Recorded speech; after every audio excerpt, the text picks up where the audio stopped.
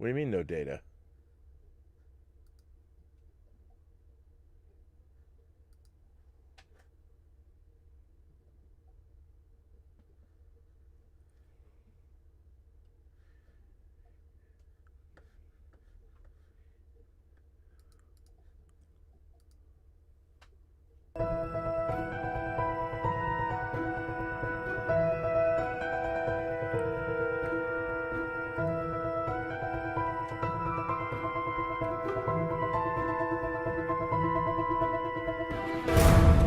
Well, greetings, Imagination Connoisseurs. Once again, it is I, your Duke of Dope Discourse, your master of fun and wonder, your viceroy of verisimilitude, your sommelier of science fiction and cinema, your archbishop of Banterbury, your chancellor of cheerfulness, your pharaoh of physical media, your existential Mr. Rogers, and you know what? Even more so than that, your evangelist of the imagination. But no one's painted me that picture yet, although I do have a piece of artwork for it. Maybe I'll use it. Robert Meyer Burnett, and I am Robcasting at you. Robcasting episode number 593 of Robservations, the show about something. As all of you know, the trailer for Tango Shalom dropped today. I was working on it up until last night, to be honest. Made a little tweak in the sound mix that my sound designer got back to me on and put it up and set up the premiere. And I want to encourage everybody to go and watch the trailer for Tango Shalom. You can go to the YouTube page, Tango Shalom, the movie. Please hit like, please subscribe, please hit the notification bell. I don't usually say that, but our film, it's an independent movie. We're marketing ourselves right now. No one has seen it. We haven't really sent it out to any distributors to take a look. And so what we want to do is gather some social media analytics that we can carry in to any distributors. So you, my imagination connoisseurs, you can actually help us get this movie out to the world by just watching the trailer, liking, and subscribing the page. That's at YouTube at Tango Shalom, the movie, and just click on the trailer, watch it. Hope you enjoy it. Hopefully leave a good comment as well. It really helps me out. And it would support my future endeavors. Because, by the way, I wouldn't feel good about just spouting off a bunch of gobbledygook about entertainment industry nonsense if I wasn't myself truly ensconced in the industry in some way.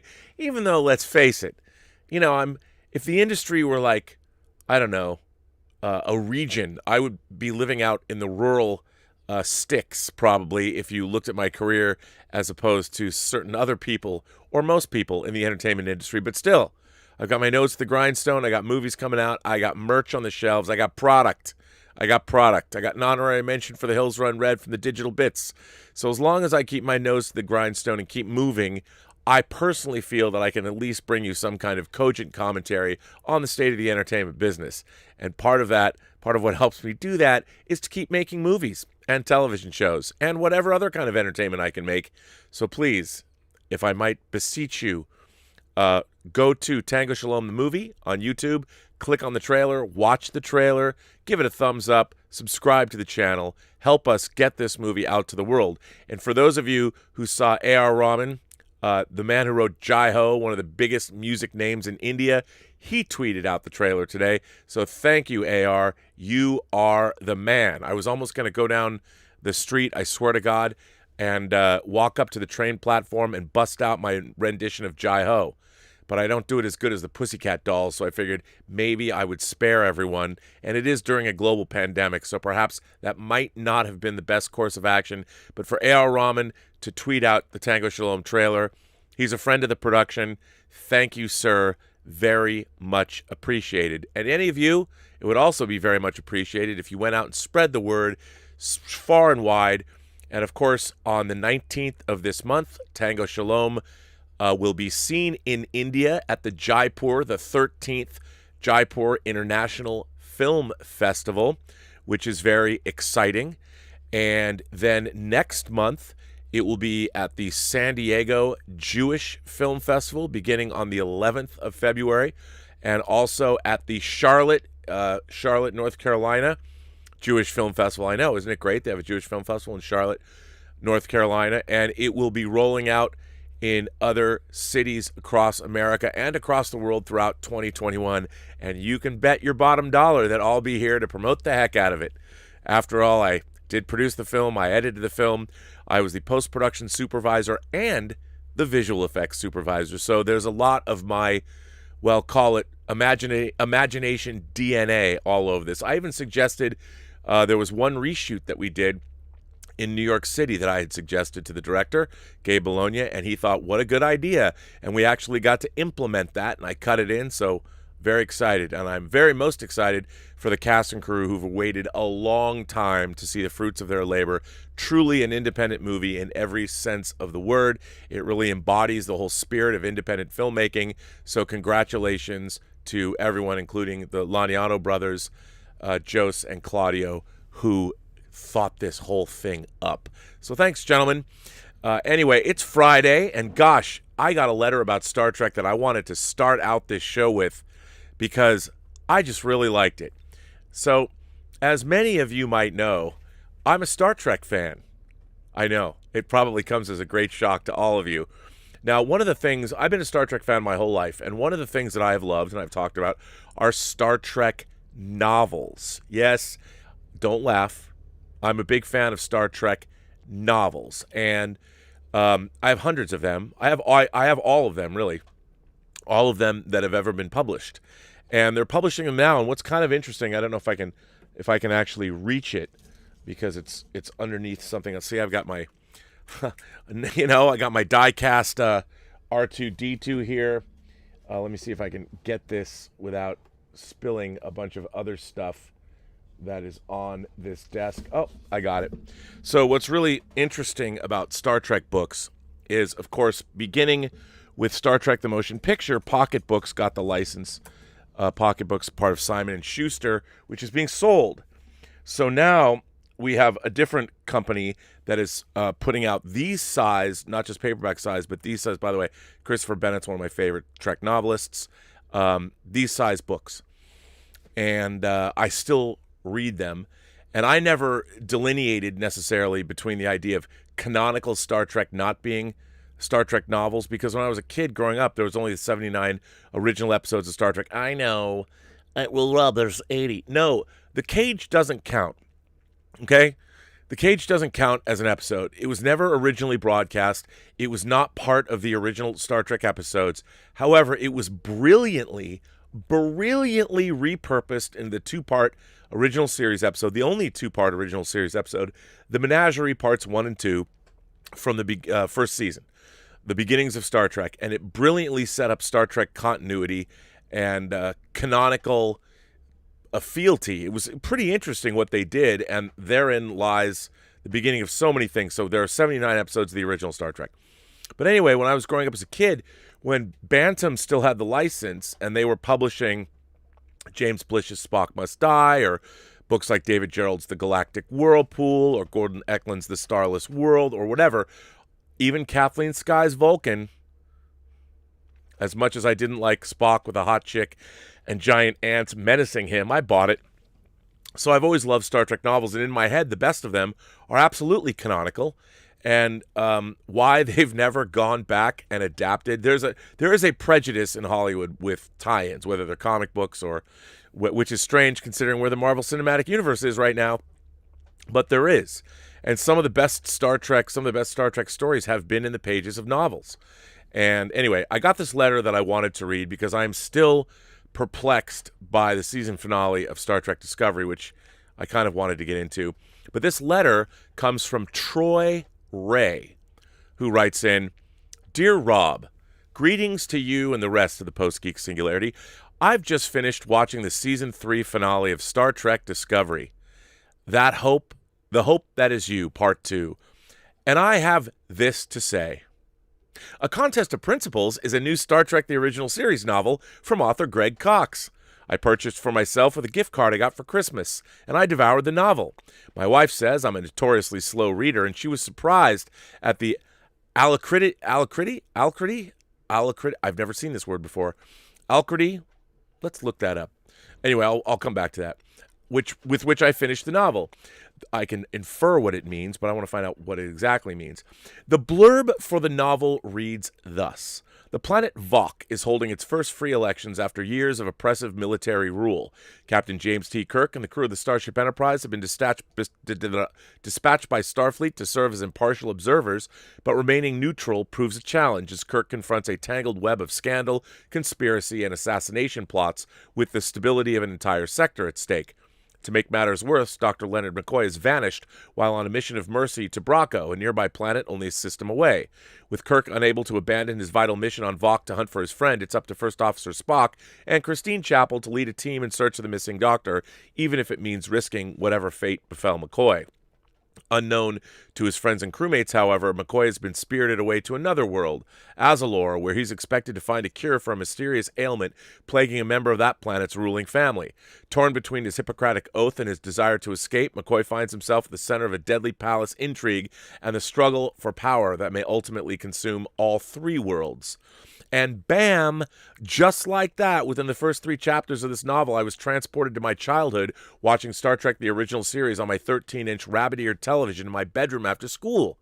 My imagination was aglow with the striking red, blue, and gold of the Enterprise crew members' uniforms and the telltale background sounds of the Enterprise bridge that let the viewer know that this is no ordinary television show. You are now far flung into humanity's bright future. The author does a fantastic job capturing the voice of our triad of heroes, Kirk, Spock, and McCoy, as the story is told from each of their 3 perspectives. Kirk on the planet Vok, struggling to complete his mission on behalf of the Federation and this fledgling democracy. Spock on the planet Bracon, leading a party to investigate the mysterious abduction of Dr. McCoy. And Leonard Bones McCoy, trapped on the planet Azalor, waging an internal battle to honor his sense of compassion and the Hippocratic Oath, or to answer the call of his indomitable spirit and to see to his duty to escape and return to the Enterprise. Nurse Chapel plays a prominent role in the story, and as I was reading, Majel Barrett's voice and visage sprang to my mind's eye. Additionally, I had the luxury of watching the performances of William Shatner, Leonard Nimoy, and DeForest Kelley as the story unfolded in my imagination, as if I were watching an episode of a full-color television show produced 50 years ago. It was my honor to host Nichelle Nichols, George Takei, James Doohan, and Walter Koenig, as well as we were having the time of our lives. Special guest stars in this story are the security and tactical officers Levine and Godwin, after meeting them for the first time in a contest of principles, I would demand to have at my side on every away mission, red shirt or not. If you're a fan of great morality tales, pertinent allegories, and true Star Trek science fiction, I can't recommend this novel highly enough. This is the first Star Trek novel I've read in more than 25 years, and I can't believe that I've been sitting around grousing about things I've seen streaming on television when I could have lived the life of an imagination connoisseur and delved deeply into these sorts of novels that contain my favorite characters on the most famous spaceship to ever grace the world's consciousness. So if you're looking for a great time and a way to cleanse your palate, so to speak, pick up A Contest of Principles and give your imagination a whirl. Live long and prosper, friends. Troy. P.S. While exploring the library of Star Trek novels, I discovered a TNG X-Men crossover novel. After gleefully reading the synopsis to my wife, I exclaimed, "I'm so fucking hard right now." And she dryly replied, "I can imagine," before refilling her morning coffee on her way out the door to work. God, I love that woman. That comes from Troy Ray. See, I kind of feel the way Troy does. When I get very depressed about the state of Star Trek, I can just go, like Penny Lade said in Almost Famous, you can go to the record store and visit your friends. Well, I can go to my bookshelf. Greg Cox has been a Star Trek novelist for decades. He wrote the Khan trilogy, which is quite good, which also brought back Robert Lansing's character Gary Seven and Roberta Lincoln. Although I sort of objected to the idea. In Greg Cox's Khan books, he deals with the eugenics wars, and because they didn't happen in our timeline, he tried to make it seem like the eugenics wars did happen, but in a clandestine fashion. Great effort, Greg, but I never bought it. Star Trek just has an alternate timeline. It's not our present or our future. It's an alternate timeline and an alternate future, making it its own thing. But there's always been people that have tried to reconcile our universe, our real world, with the Star Trek universe, and I think that's kind of silly. I prefer the idea of what Denis Villeneuve did when he made Blade Runner 2049. in that he decided, well, okay, Blade Runner took place in November of 2019, and obviously the technology depicted in that film is different than our real world. So when he made 2049, he just decided, okay, well, that analog future that was being depicted in the movie Blade Runner, I'm going to continue that analog future on in Blade Runner 2049. People aren't going to have cell phones and walk around with all this modern tech, because in the world of Blade Runner, they just didn't. And no one bothered. It didn't bother anyone. It didn't bother anyone. So there's a lot of great Star Trek novels. Troy, if I might recommend, because you're an original series fan, there's a couple of books I would highly recommend. First and foremost being the Judith and Garfield Reeve Stevens, To Know Them Is to Love Them, a husband and wife couple who have written some of my favorite Star Trek novels. There is one called Prime Directive, which, by the way, they should adapt that novel for the Kelvinverse. I remember hearing Bob Orsi say they might, but they needed to develop the crew more. But you know what? I would say that if you want to make a great Star Trek movie, adapt Prime Directive. As a matter of fact, if anyone wants to call and ask, I've got about 30 Star Trek novels that I would suggest should be adapted. But also their other book, if you're a Next Generation fan, Star Trek Federation. Both Prime Directive and Federation are two of the finest Star Trek novels ever written, especially if you're an original series fan. So I would definitely recommend checking those books out. Also, if you like the original series, Diane Duane's books, The Wounded Sky, My Enemy, My Ally, her whole Rihansu books. The Rihansu are the actual real names of the Romulans, according to Diane Duane. And also, if you're a fan of the Klingons, the book The Final Reflection by John M. Ford is an excellent, excellent book. So check that out, because it will, let's just say, remove the taste of Discovery Season 3. Now, this is going to be my last word about Discovery Season 3. And I'm going to share Scott Snowden's review on space.com. I won't read all of it, but just some of it. I want to read a little bit about it. Again, space.com, Scott Snowden wrote this, and the subheading is, well, Star Trek Discovery finishes Season 3 with a mediocre finale, and underneath that, dilithium now has a subspace component. What does that even mean? Touché, Scott. Touché. And obviously, there's spoilers here, so if you haven't seen it, the thing is, I would argue that every episode of Star Trek Discovery is, in fact, a spoiler for the entire Star Trek franchise. So I really don't care if you haven't watched it yet. I know it's terrible, but this is the only subject that rankles. I feel like Star Trek Discovery is a giant cyst in my imagination that I should call Dr. Pimple Popper, get that woman to come over and like use her little X-Acto knife and cut into my skull, maybe my brain, and really get in there, and it would probably come out as like a giant grapefruit-sized nodule that would probably, that's not even a nodule anymore. That's like, I don't know what that is, but that would come out of my imagination. And then, she could at least make an entertaining video of it, because I think more people would be satisfied by watching the Discovery nodule, the Discovery cyst in my imagination, be removed from my head than anybody is really entertained by any episode of Discovery, especially if you're an old school Star Trek fan. Anyway, we've said in the past that the most consistent thing with the third season of Star Trek Discovery on CBS All Access is how inconsistent it is, and its season finale doesn't do anything to alter our opinion. Looking back at all 13 episodes, we've seen some glimpses of absolute genius. We've seen some abhorrently lazy writing, and we've seen just about everything else in between.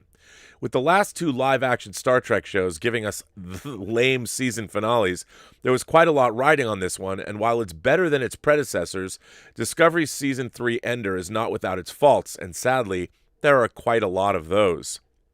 When you look back at the past 13 episodes, it's very hard to detect much sense of underlying continuity. Characters radically change from one installment to the next, the style of production changes, and the pace is uneven. Of course, it's good that different writers and directors participate, and that should be encouraged, but perhaps a style guide is in order. After all, different writers contribute to the same publications, and the aim is to ensure they retain a similar tone and remain within the established structure of the newspaper or magazine. Thus, most have a style guide of one sort or another. It feels like a large group of writers got split up into 13 separate smaller groups, and they were all sent to different rooms to each work on their respective episodes with only the most minimal of guidelines, and weren't allowed to get together and share their thoughts or ideas. This almost certainly is not what happened, but it cannot be denied that that's how it feels. The first thing to note is that at 1 hour and 2 minutes, this episode is longer than any other installment of Discovery. But before long, you realize some of that gets taken up with the season recap, 2.5 minutes, and then later, as the episode unfolds, you'll see that much of that runtime is filled with so many face shots of the bridge crew. So many. Happy ones, sad ones, dying ones, still alive ones, proud ones, angry ones, even suffocating ones. And I'm not going to read the whole review, but Adira shows up bringing radiation meds, and the holo simulation has her portrayed as a Zahian like Queen Mehani Ika. I can't even pronounce that. Whatever, who we last saw in Such Sweet Sorrow. The holo simulation has also brought Gray into real-world existence. How does a hologram bring someone who's died in? How does the holodeck, whatever, bring in Gray, an image of Gray, into existence from her memories? It's not like she programmed them in. As a Vulcan, not quite sure why the computer on Kath choose to represent just him and none of the other 5 trills isn't adequately explored. A missed opportunity, perhaps. And then it goes through the plot, which I don't need to go through. But now they conclude that the shockwave that hit Discovery in last week's episode was a result of Su'Kal freaking out, and consequently, hang on. Of course, we know that the character of Su'Kal is a 120-year-old Kelpian that's been living in a holographic existence in an environment most of his life. And so here we find out that Dr. Culber says that Su'Kal is a polyploid. That's when a normal chromosomal separation is disrupted in utero. It can cause an individual's genes to be affected by their environment, he says. Su'Kal is genetically connected to dilithium. His genes have mutated to allow his body to interact with dilithium in unique ways. Adira adds to his dubious deduction by informing us matter-of-factly that dilithium has a subspace component. Consequently, Su'Kal would have a genetic connection to subspace as well. What? A subspace component? What does that even mean? They conclude that the shockwave that hit Discovery in last week's episode was a result of Su'Kal freaking out, and consequently, whatever frightened him 125 years ago caused a much bigger shockwave, the burn. And we are meant to believe that despite being afraid of his own shadow, nothing in between then and now has caused Su'Kal to have another panic attack and thus cause another burn. But that's okay, we'll be generous and let that one go as well. Gray goes beyond the holo simulation without suffering any issues with being out of range of the hard light emitters, and determines the ship is falling apart and the shields won't hold up much longer. In fact, Gray isn't really used for much more than that, in essence sticking his nose out the window for a quick look-see. Now here's the thing. When you're talking about suspension of disbelief, the idea that a human being who is exposed to radiation in utero would then have his genetic structure changed so he has some kind of a link to a mineral like a rock goes beyond credulity. I can't go there. This is some of the worst science fiction plotting and writing I've ever heard. I don't even know who, when someone came up with this, that other people wouldn't say, come on, dude. Or dudette, Michelle Paradise. She didn't write last week's episode, but like, really? They came out with this? Just unbelievable. And it goes on and on and on. And here's another thing I wanted to read from this review. While the USS Enterprise D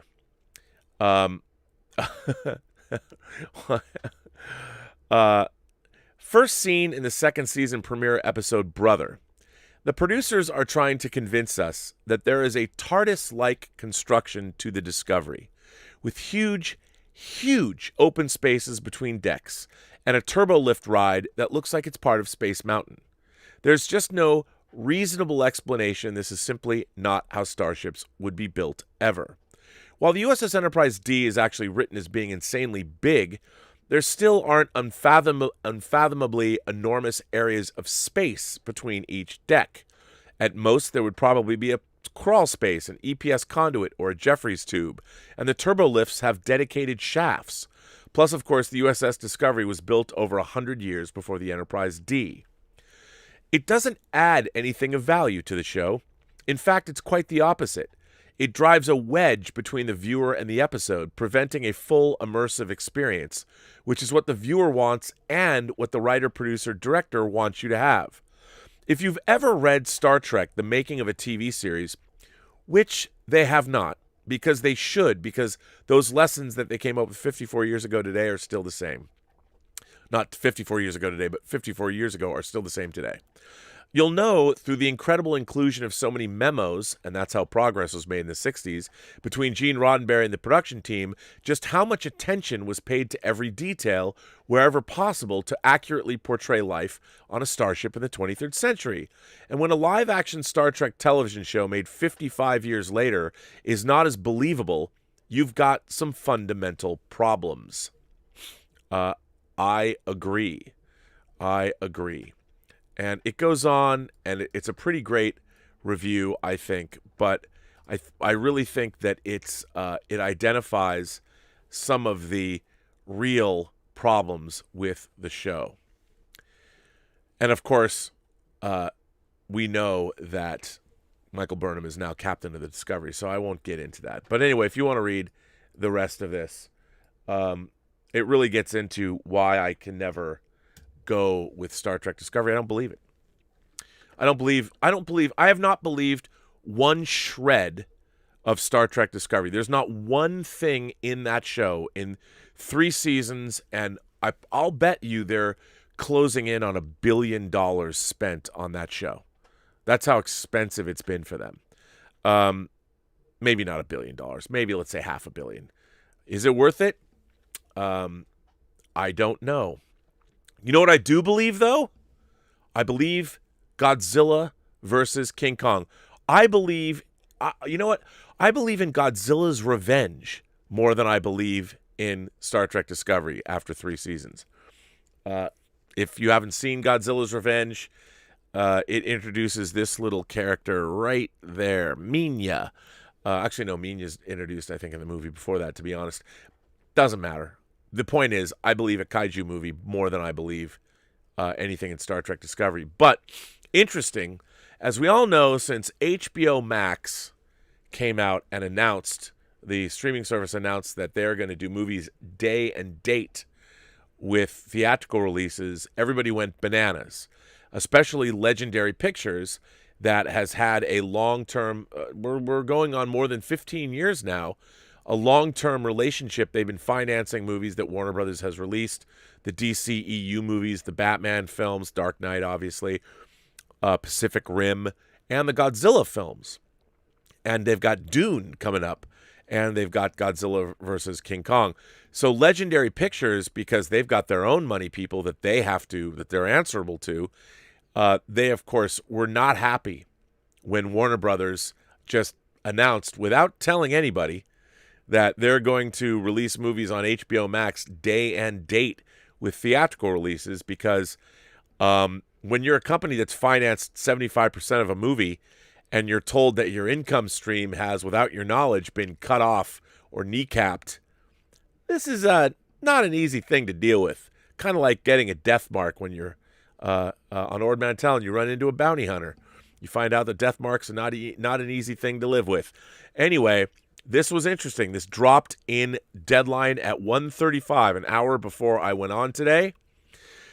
Godzilla vs. Kong bound to stick with theatrical and HBO Max release as Warner Brothers and Legendary near a settlement. Warner Brothers has had a fruitful relationship with Legendary for over 15 years, and you don't want mom and dad fighting. As we told you last month, Legendary and Warner Brothers are poised to settle. By the way, this is Anthony D'Alessandro wrote this, and it was dropped at 1:35. When we first told you last month, Legendary and Warner Brothers are poised to settle their fight over Godzilla vs. Kong, the fourth monster movie between the two, which the former financed the $200 million plus production at 75%, with the movie keeping its simultaneous theatrical and HBO Max release date on May 21st. Meanwhile, a settlement over whether Denis Villeneuve's Dune goes theatrical and HBO Max day and date is still being hashed out between Warner Media and Legendary. So Godzilla versus King Kong is in fact going to go day and date on HBO Max and on theatrically around the world, day and date with its release on May 21st. Happy birthday to me. Thank you very much. My birthday is May 15th, but I'll take that May 21st date. Same week. It's still your birthday week, right? You get a birthday week before your birthday and then a birthday week after your birthday. So May 21st is still in my birthday week. Anyway, or somebody could say that, well, no, it is. Meanwhile, a settlement over whether Denis Villeneuve's Dune goes theatrical and HBO Max day and date is still being hashed out. And I understand, like Christopher Nolan, Denis Villeneuve did not work all this time. I mean, Dune was one of his dream projects. He did not work all this time to make that happen. He wanted it theatrical, man, not day and date with a streamer. Legendary was among several producers who were irate, to say the least, when Warner Media made their surprise December 3rd announcement that it would put its entire 2021 theatrical release calendar in both theaters and on struggling streaming service HBO Max. Warner Media claimed it was all because of the pandemic. Still, many scratched their heads as pending vaccines are expected to quell COVID cases, hopefully in time for a summer movie season. I don't know if that's going to happen anytime soon. That remains to be seen. Warner's blocked a deal for Legendary to sell the Adam Wingard-directed Godzilla vs. Kong to Netflix for $225 million. And sources confirmed to Deadline that the production financing company was set to argue in court that Warner Media was self-dealing in putting the movie straight on HBO Max. I don't know about that, but interesting that they were going to do that. And if Legendary wanted to sell the movie, that's interesting, for $225 million, that says a lot about how much the movie cost, how much they owe, how they're willing to pay back and make whole their financiers. In opting to take its theatrical slate day and date on HBO Max, Warner Media has been in countless talks with agents to compensate respective talent involved with the studio's movies. The studio made a settlement on the bonuses for Patty Jenkins, Kristen Wiig, and Gal Gadot on Wonder Woman 84 based on what the film would do in a break-even scenario, I'm told, and talent was paid as such. It's these types of negotiations that are going on with the ensemble cast of Dune, which includes Zendaya, Timothée Chalamet, Rebecca Ferguson, Josh Brolin, and Oscar Isaac, among several others. That said, Villeneuve wants to keep the feature as a theatrical release. All of this said, it remains unclear whether Warner Media stick with this theatrical HBO Max release strategy for the entire year. Many of those in exhibition, as well as rival distributors, have said it will be hard for the studio to maintain the plan as more wide theatrical product makes its way to the screen, and other studios promise a window. Warner Media didn't report any stats on how Wonder Woman 84 did on HBO Max, subscriber or viewership-wise, and the sequel, though it posted the best debut for a movie during the pandemic at $16.7 million domestic, dropped like a horror film in weekend 2, off by 67%. Now, I think that this is something that's very interesting. During a pandemic, as with when there's no pandemic, movies like Wonder Woman 84 or big tentpole properties that have a built-in fan base, such as, well, any movie that is of interest to the audience watching me right now, to all of you imagination connoisseurs, and to me, who are we kidding, to me, we're going to brave hardship, potential hardship, to see this stuff because we're the diehards, we're the fans. I haven't been able to go see a movie in LA because none of the theaters have been open.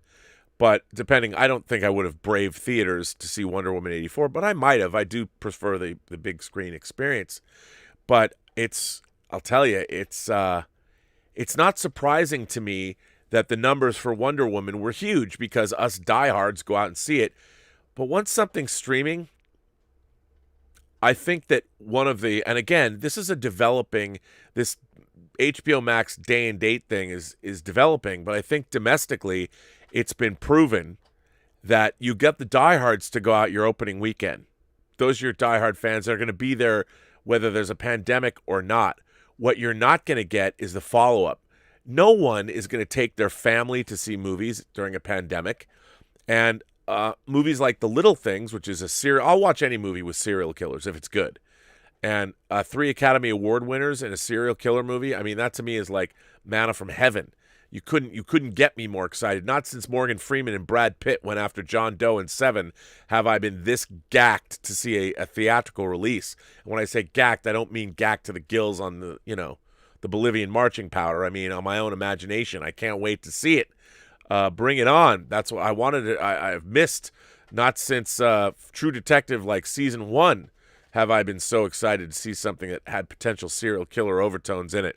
I mean, I know we get serial killers, from now until doomsday all the time, but seldom in high-profile projects the way, to me, Seven and Silence of the Lambs are the pinnacle of your great serial killer stories. And I'm looking forward to this one because I think this one's going to be great. I know, Copycat with Sigourney Weaver is pretty fun too, but you know what I mean. Kiss the Girls, Gary Sanji, Michael Wincott in Along Came a Spider. That stuff's fun too, but I'm talking highbrow, A-list. Oh yeah, can't wait. That's why The Little Things is great, but I ain't gonna roll out to no movie theater to see The Little Things. No, not when I can see it on HBO Max. I'd love to see it on a big screen because it looks great, but give me a break. Just not gonna do it. Wouldn't be prudent. So it doesn't surprise me that Wonder Woman dropped like a horror film. And by the way, can I just say, Deadline, I know what you're doing, but don't malign the fact that horror movies are front-loaded. It's the same reason that Wonder Woman 84 dropped like a rock, because the horror audience rolls out for good stuff. And if it's great, if it's like a Conjuring or an Insidious, if James Wan brings his styling of jump scare to the proceedings, which is pretty, let's face it, hard to resist, well then, these movies get all the people, all the diehards to come out. And of course they drop in the second weekend, but that's traditional for horror. I understand what you're doing, but let's face it, if you're a Jason Blum, that strategy hasn't made you not want to do it anymore. It's worked very, very well, especially if the horror films are good. I'm looking at you, Halloween. Well done. Anyway, I don't even know what I'm saying. I'm just babbling at the time. But it is interesting that Legendary and Denis Villeneuve are still fighting for Dune. But since, as this article reports, they're trying to negotiate with talent, they might keep their plans day and date, which would be kind of a bummer because I'll tell you, pandemic or not, that might be something I would brave. I might even get on a public transportation if I needed to take the bus to Hollywood to see Dune on that big screen at the Chinese. I mean, hell, I'll wear a wetsuit and a regulator if I have to. Come on. I want to see that shit in a theater. Bring it on. I understand. But for now, on May 21st, Godzilla vs. Kong is coming out both theatrically and on HBO Max. And you know what? I'll be watching. As much as I want to see it in a theater, I grew up watching Godzilla movies on TV. I think I can watch another one. Anyway, a lot of letters from you folks. People have a lot to say. And why don't I just get into that now and see what you are going to tell me? By the way, did I mention that the trailer for Tango Shalom has dropped? Tango, just kidding.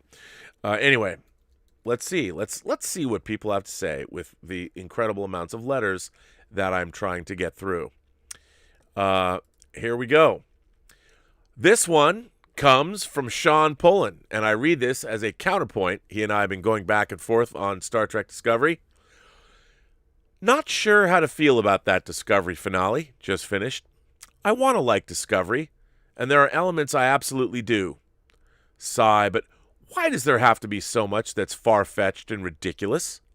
For a long time, I've argued, mostly with you, thanks for being there, that all Trek had moments that require suspension of disbelief, But now I have to concede that Discovery stretches too far. Finally, Sean, you've seen the light. I imagine that a light actually did shine on you, and I heard angels sing.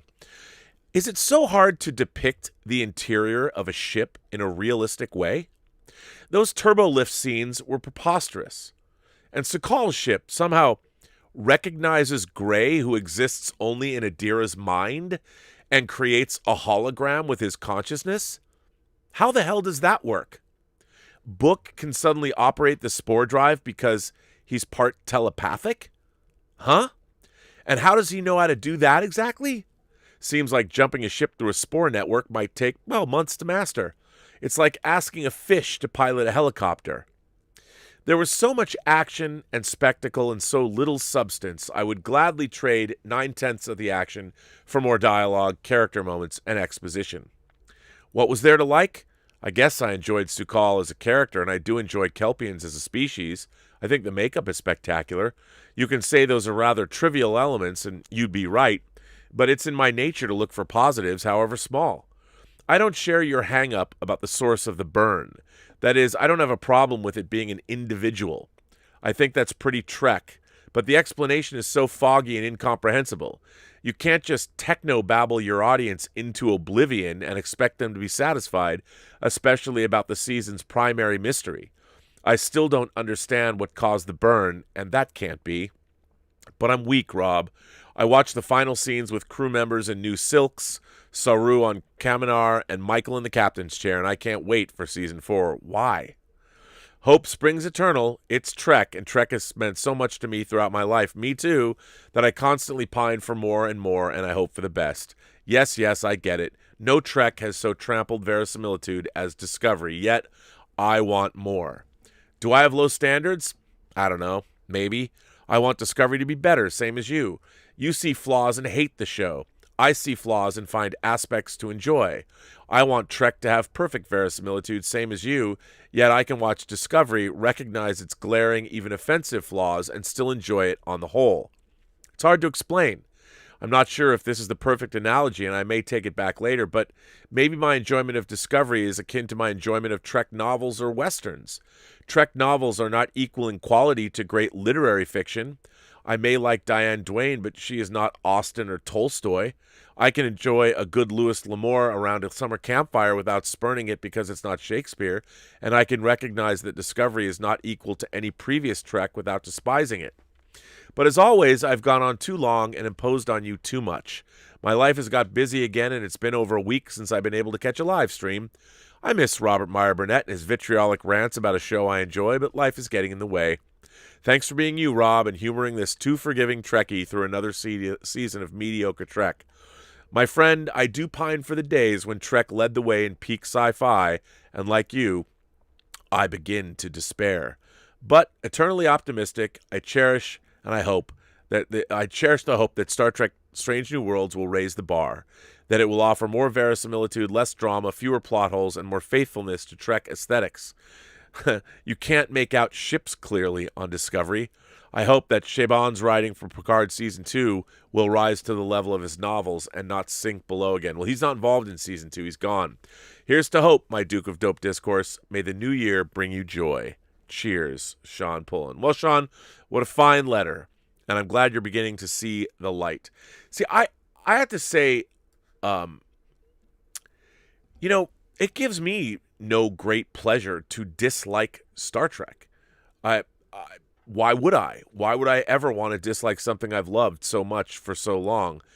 What I find fascinating is there is so much good Star Trek in the world. There are Star Trek novels. Look, Star Trek was never Shakespeare to begin with, although Star Trek has a great appreciation for Shakespeare. Even all the way back to episodes like Conscience of the King. In the first season, an early episode of Star Trek. Star Trek acknowledged even the great literary stories that came before it within episodes. And I feel like even when somebody quotes something to do with Shakespeare in a Discovery episode, I'm like, I'll bet you got that quote on the internet and you've never actually read the actual play that this quote, or the sonnet that this quote comes from. I really do. I get the feeling when I watch an episode like Star Trek Discovery's finale, I really wonder, the showrunner, Michelle Paradise, who was hired to run the show, wrote that episode. And I really am like, how did you get into your position? Like, have you ever read, and did anyone read her script and go, do you understand a starship, the interior of a starship is like the interior of any other ship. There's not all this empty space that you can just fly through. I've never understood. To me, that torpedoes any credibility the showrunners have when you're trying to create a spaceship, and this idea that, hey man, it's science fiction, you can do anything. It's still a ship. It's one thing to have aircraft carriers that are big and have hangars in them where they can store airplanes, but not a starship. And not only that, the proportions, and I also blame the effects team. Like, the effects guys they should know better. Maybe they don't. I don't know. I just don't get it. So it makes me angry. Now, I don't understand it. Now, here is another one from Omar94. He sends me letters every day, and I got to tell you, I like his letters. Hi, Rob, moderators in the Post-Geek Singularity. I know you rant a lot about what is going on with Star Trek, with the showrunners and how the stories and characters are being done. I can see where you're coming from. But for me, it's with movies which could have been good, but were not meant to be. Though I do not rant, as I just sigh and realize we can't always have good things. What I mean is, there are movies which could have been really good, but studio executives, the director, or producers start meddling too much, causing the final films to be, less good than originally intended. Tony Scott, maybe I should have another drink here. Tony Scott and Shane Black said in later years how The Last Boy Scout could have been a far better film if Black's original script was used, but Joel Silver and Bruce Willis took over the production, constantly demanding changes and having Black consistently rewrite the script. By the way, for those of you who don't know, back in the late 80s, early 90s, there was a lot of spec script sales for a lot of money. And The Last Boy Scout was, if memory serves, one of the biggest at $1.75 million. Now, what is a spec script? A spec script is a screenplay that was written on speculation. So it wasn't commissioned by anyone. It wasn't adapted. It wasn't paid for. It was just a writer out in the wilderness writing a script hoping he could sell it. Now, Shane Black, in addition to appearing in the first Predator as an actor, had written the script for Lethal Weapon. And he was a very hot screenwriter at the time because he pioneered a new screenwriting style where he actually would break, let's call it, the fourth wall. So when you're reading a script, he would interject and speak directly to the reader of that script in the prose, in the text of the screenplay, which made him quite irresistible. Now, he was a really good screenwriter, and his scripts were vastly entertaining to read, vastly more entertaining than a lot of other scripts. So it was a gimmick, but at the same time, you had to have the chops to pull it off. So when The Last Boy Scout was sold, it was one of the biggest spec script sales at the time, maybe of all time. At least, I want to say that script, I read it at the end of 88, beginning of 89, sometime around there. And it was an amazing read. And then, of course, Joe Esterhaus sold the script to Basic Instinct for $3 million, and I think Shane Black might have even bested that by selling The Long Kiss Goodnight for $4 million. Now, this, you have to maybe get back to me. I could be wrong about that, but it was a big deal. And the spec script market was very lucrative for a while if you could crack it. Nowadays, it's a different world because people are looking to develop previously existing IP. If it's a book, if it's a comic, if it's a podcast, people are much more inclined to do that than delve into speculative screenplays. Anyway, after Shane Black wrote his The Long Kiss Goodnight script, director Rennie Harlan felt it was too dark after reading it and had several script doctors rewrite the script to fit his satisfaction, much to Black's dismay. Charles Edward Pogue blamed Rob Cohen and Universal for what happened on Dragonheart, calling the final film a flawed disappointment, and how the original script was diminished in the long process to get it on screen. He blamed Rob Cohen for altering and cutting out parts of the script, which made the film inconsistent, and blamed Universal for dumbing the script down to appeal to kids, as the original script was darker and more serious. In the case of The Last Boy Scout and The Long Kiss Goodnight, both scripts sold for record numbers, as the studios knew there was something really special about those scripts, but then when they're being made, people involved decide to change things, which make them less good. In Dragonheart's case, Pogue stated how the original script caused a small phenomenon in Hollywood, as everyone wanted to be involved with the movie, from actors, composers, cinematographers. Universal had the script and greenlit it very quickly after it was written, since it had a strong emotional response, indicating there was something special, but then decided to go and meddle with it. I always think to myself, when I read what either studio executives, directors, and producers meddling much, I think, what the hell are you doing? You're clearly making this less good. If you have good material and you know it's good, why are you messing with it? These are just examples of where I don't rant, but I do sigh at the revelation we could have had really good movies, but we can't always have good things. Thanks, and live long and prosper. Well, Omar, I can speak directly to this. As many of you know, I am the co-producer of the Agent Cody Banks franchise. Well, the two movies, one of which is, I dare say, god-awful, and it's unwatchable. Agent Cody Banks 2 is an unwatchable movie, and my name is on it as the co-producer. And by the way, for the Cody Banks franchise, for those of you who are new here, of all the producers that are listed, I am the only producer on the Agent Cody Banks movies that has what is called the coveted single card main title credit, which means my name is on screen, but I don't have to share my producing credit with anyone else. Even Madonna and Jason Alexander from Seinfeld have to share their credits on the first Agent Cody Banks. And I know you're going, wait, Madonna was one of your fellow producers? Yes, she was. That's because we made the film with Guy Osseri and Maverick, her production company. Here's what happened to Agent Cody Banks. Agent Cody Banks was originally a script that was written by a limo driver that we'd met at my company at the time, Endless Entertainment, Kerry David, and our other partner, who I will not mention his name anymore because he's a fucking douchebag and cost us all a lot of money and idiocy and one of the dumbest people I've ever met in Hollywood. But that, it just goes without saying. Watch, he'll slap a lawsuit for slander against me. That's why I won't use his name. Fuck you, though, by the way. He knows.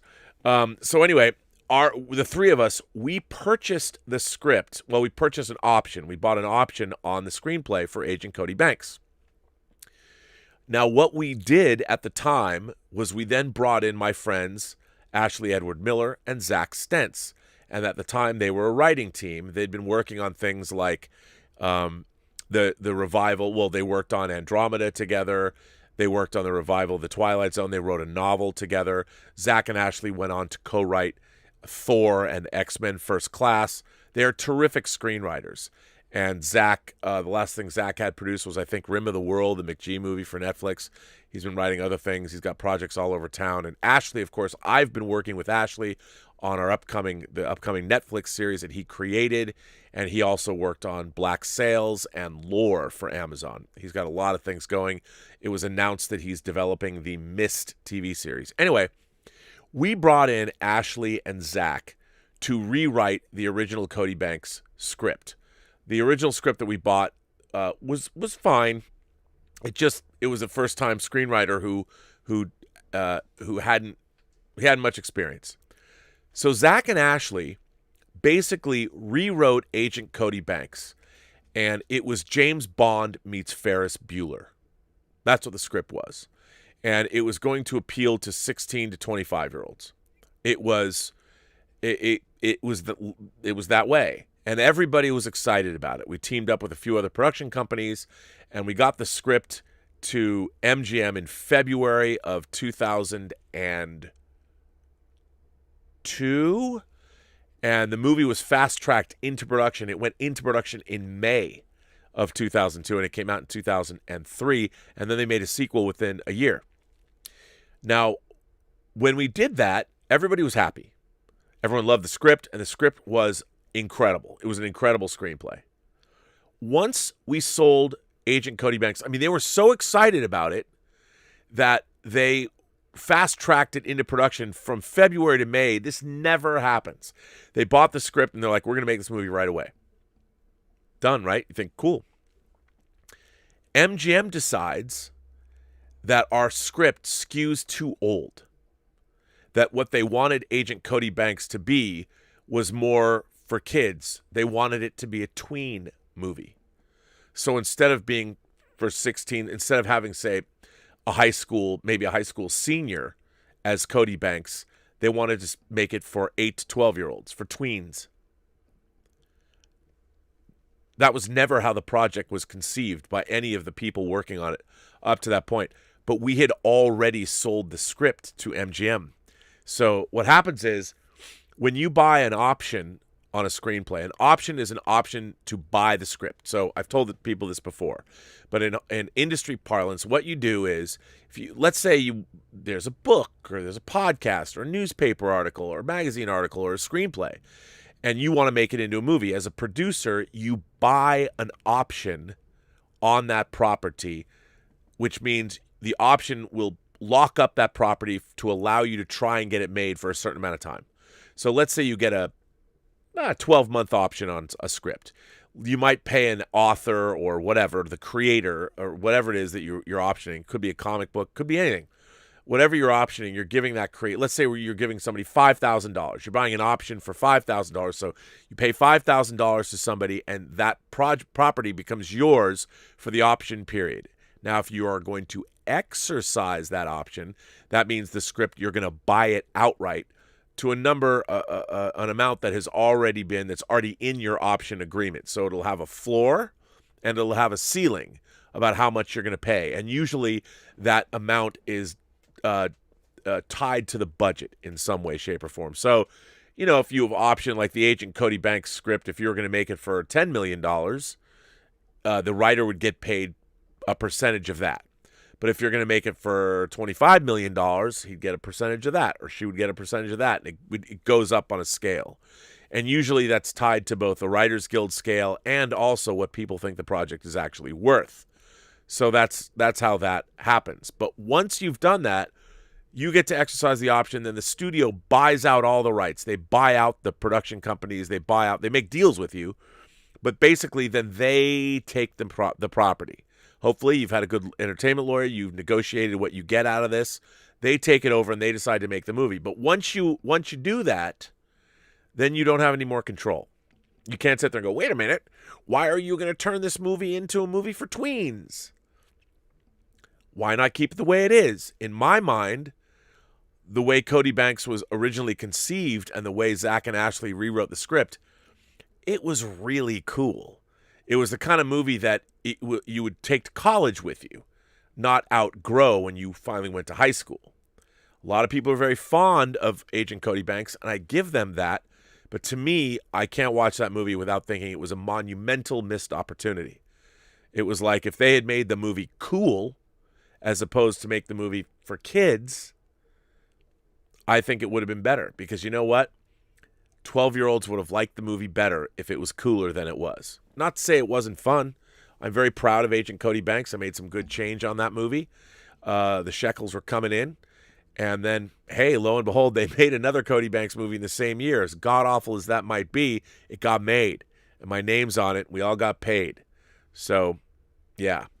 But that's what happened. The studio took a script that was great, and some brain trust at the studio's like, let's make this movie for tweens. Why?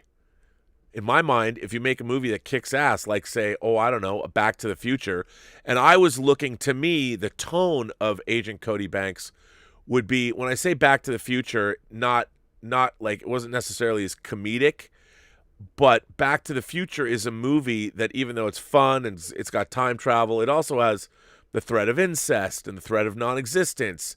And it's a movie that is as beloved now as when it came out 36 years ago now.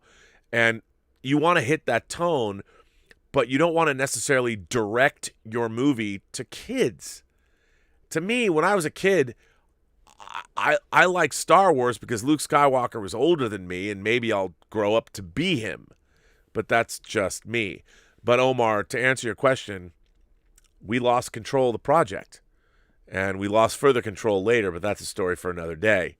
But yes, and all the good intentions, some marketing department goes, we should make this for tweens. We'll get Hilary Duff and Frankie Muniz. Not that they both didn't do a great job, but I just think that Agent Cody Banks, in its original conception, would have been a much more successful film. And we would probably still be talking about it today instead of people going, I didn't know you worked on that. I love that movie when I was a kid. Well, let me tell you, if we'd made that, you would love that movie as an adult too. But when you lose control of it, nothing you can do. So that's kind of why that kind of stuff happens. This comes from Jeff. Just Jeff. Hi, Rob and company. I've not written to you before, but I thought I had something to say. Let me start off by saying I love the Burnettwork. Well, thank you, Jeff. You can't imagine how disappointed I was to find out that you weren't responsible for the burn in Discovery, though you've given them a hefty burn in your response to the show. Anyway, I'm writing to voice my concerns about the Intergalactic Imagination Connoisseurs Film Festival. I'd hoped to forward an entry, but never got the right gears working. I might try next time, but I have some reservations. I realized things got messy and delayed at the end of the year, and the climax was postponed until sometime in 2021. You have said that you still have many entries to drop on your channel, and at this rate, we won't be seeing the end of the festival till Christmas of this year. Not true. You've also announced a short story competition and suggested that another film festival will be in the works later this year. I don't know how many times I've heard you say that you're going to do something only to see no progress. This is a great community and you have a lot of friends here, but let me remind you of something you keep saying. It's not friends, it's show business. And with all your great plans for a true network of a channel, then I think you need to start showing that you mean business. And in business, as you know, sticking to a deadline is a priority. Getting the film festival done and dusted in the way you had promised would be a great way to build confidence in the Burnettwork. Don't let it slide into obscurity. Another thing I find interesting is the huge disparity in the views of the films in the festival and their divergent like and comment ratios. I can't see how a film gets nearly 4,000 views when one with a more intriguing thumbnail gets 300. I'd be very disappointed if I entered a film and that would happen to me. Win or lose, I'd still want to see my effort appreciated. I was going to suggest that you do a whining about movies episode looking at the festival entries, but having seen the ace destroy Chris Nolan's ego, I can't imagine what damage she could do to the confidence of us amateurs. Anyway, that's my rant over. Now do that voodoo that you do so well. Well, Jeff, none of those things that you've said is untrue. And look, the film festival, I advanced the deadline till the 15th of December. Then the holidays came around. Now, for me, I wanted to spend more time the first 2 weeks of this month when everything was kind of behind us moving forward, which has kind of gotten postponed a week. So I've started to reach out to people that are the semifinalists, and I'm going to spend the rest of January promoting the festival and finally announcing the semifinalists and then the winners. But like you said, I have been kind of disappointed in the lack of enthusiasm and views for a lot of the films on the film festival, which is what I was going to do this month, is sort of re-energize that. I will be dropping a trailer for the film festival that I've been working on. I wanted to get the films out because there's images in the trailer that haven't been seen yet, and so that's my priority for this weekend, is to get all the remaining films that we chose out. But what I want to do is I want to get thousands of views on each film. And I've been, some people have put their films, they were picked up by the horror Reddit channel, and like people put them on Reddit and stuff and put the links up there. But, like I said, I throw the party, but it's hard for me to control who's going to show up. But I do want to see more eyeballs on the films. And it has disappointed me how little interest. I tried to generate interest in this film festival outside of this channel. And I was surprised at how few people have been willing to help. I'm not blaming anyone, especially within not this community, but outside the community. But you realize that this this space that we inhabit, as much as a lot of us collaborate with one another, which I think has been great, because there's been a lot of people that have collaborated with me, and I just don't have the kind of subscription base that I've got 32,000 change subscribers. So it's tough. That's not an excuse. I just need to work harder. But you're correct. These things have been a little pushed, and a lot of I take full responsibility. It all comes down to me, only because I would love to think of it as a business, but it's hard. I mean, the film festival is not generating any kind of proceeds or anything like that, and I do want to be able to do that, but I'm only one person, and to be honest, I'm spread a little thin. But that's no excuse, and you're absolutely right. And I also very much appreciate you writing in, because it reminds me to redouble my efforts. I've been blown away by the film festival entries, and rest assured, the rest of January will be filled with that. And the film festival, or the short story competition, is also, we're just pushing everything. Basically, we pushed everything back a month. And when you're working in production, that is not necessarily unusual. But yes, I would like to get all kinds of eyeballs on the films, because there's so many good ones, which is really kind of neat. This one comes from our friend Victor Rosario Fermaine. I think it's Fermaine. Is it Fermaine? Dear Rob, Claudia and I love the Post-Geek Singularity New Year's Eve Zoom party. There's a 4-hour gap between Puerto Rico and LA, but since we couldn't go outside and party like in previous years, we decided to get drunk talking to you guys. We had a good time. Well, thanks. I'm glad you did. By the way, we've seen more than half the entries posted so far of the first annual Intergalactic Imagination Connoisseurs Film Festival. You should be proud for sparking the creativity of so many talented people. You've said before that you received many more films than you expected. How many more movies haven't we seen yet? Quite a few.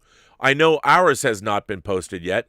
Deadly Mr. HD is longer than I expected when I wrote it, but the experience of filming a story for the first time was a fun challenge. It made us feel like we were back in college, learning stuff, making mistakes, and coming up with solutions. That includes editing and adding music from friends of mine. I know it's just an amateur movie filled with 2 Samsung phones, but I wonder what the feedback from the Post-Geek Singularity will be like. Well, you're going to see it soon. Once again, thank you, Captain Burnett, for leading the USS Imagination during these rough times. Happy New Year, Victor Rosario. Is it Fermaine? Or M-A-I-N-T? Bayamon, Puerto Rico, USA. Bayamon. Is it Bayamon? P.S. We dared to see Wonder Woman 84 in IMAX yesterday because there were less than 10 people in the theater. Then we went home to see the Wonder Woman 84 episode of Whining About Movies. I couldn't agree more with Elizabeth and you. I love Gal Gadot, Chris, and Pedro, but I really wish, wink, wink, we'd seen a better sequel to the remarkable first movie. Claudia even asked me if they had switched directors. Yeah, I know. By the way, tonight, ladies and gentlemen, Whining About Movies, we already watched it, Showgirls.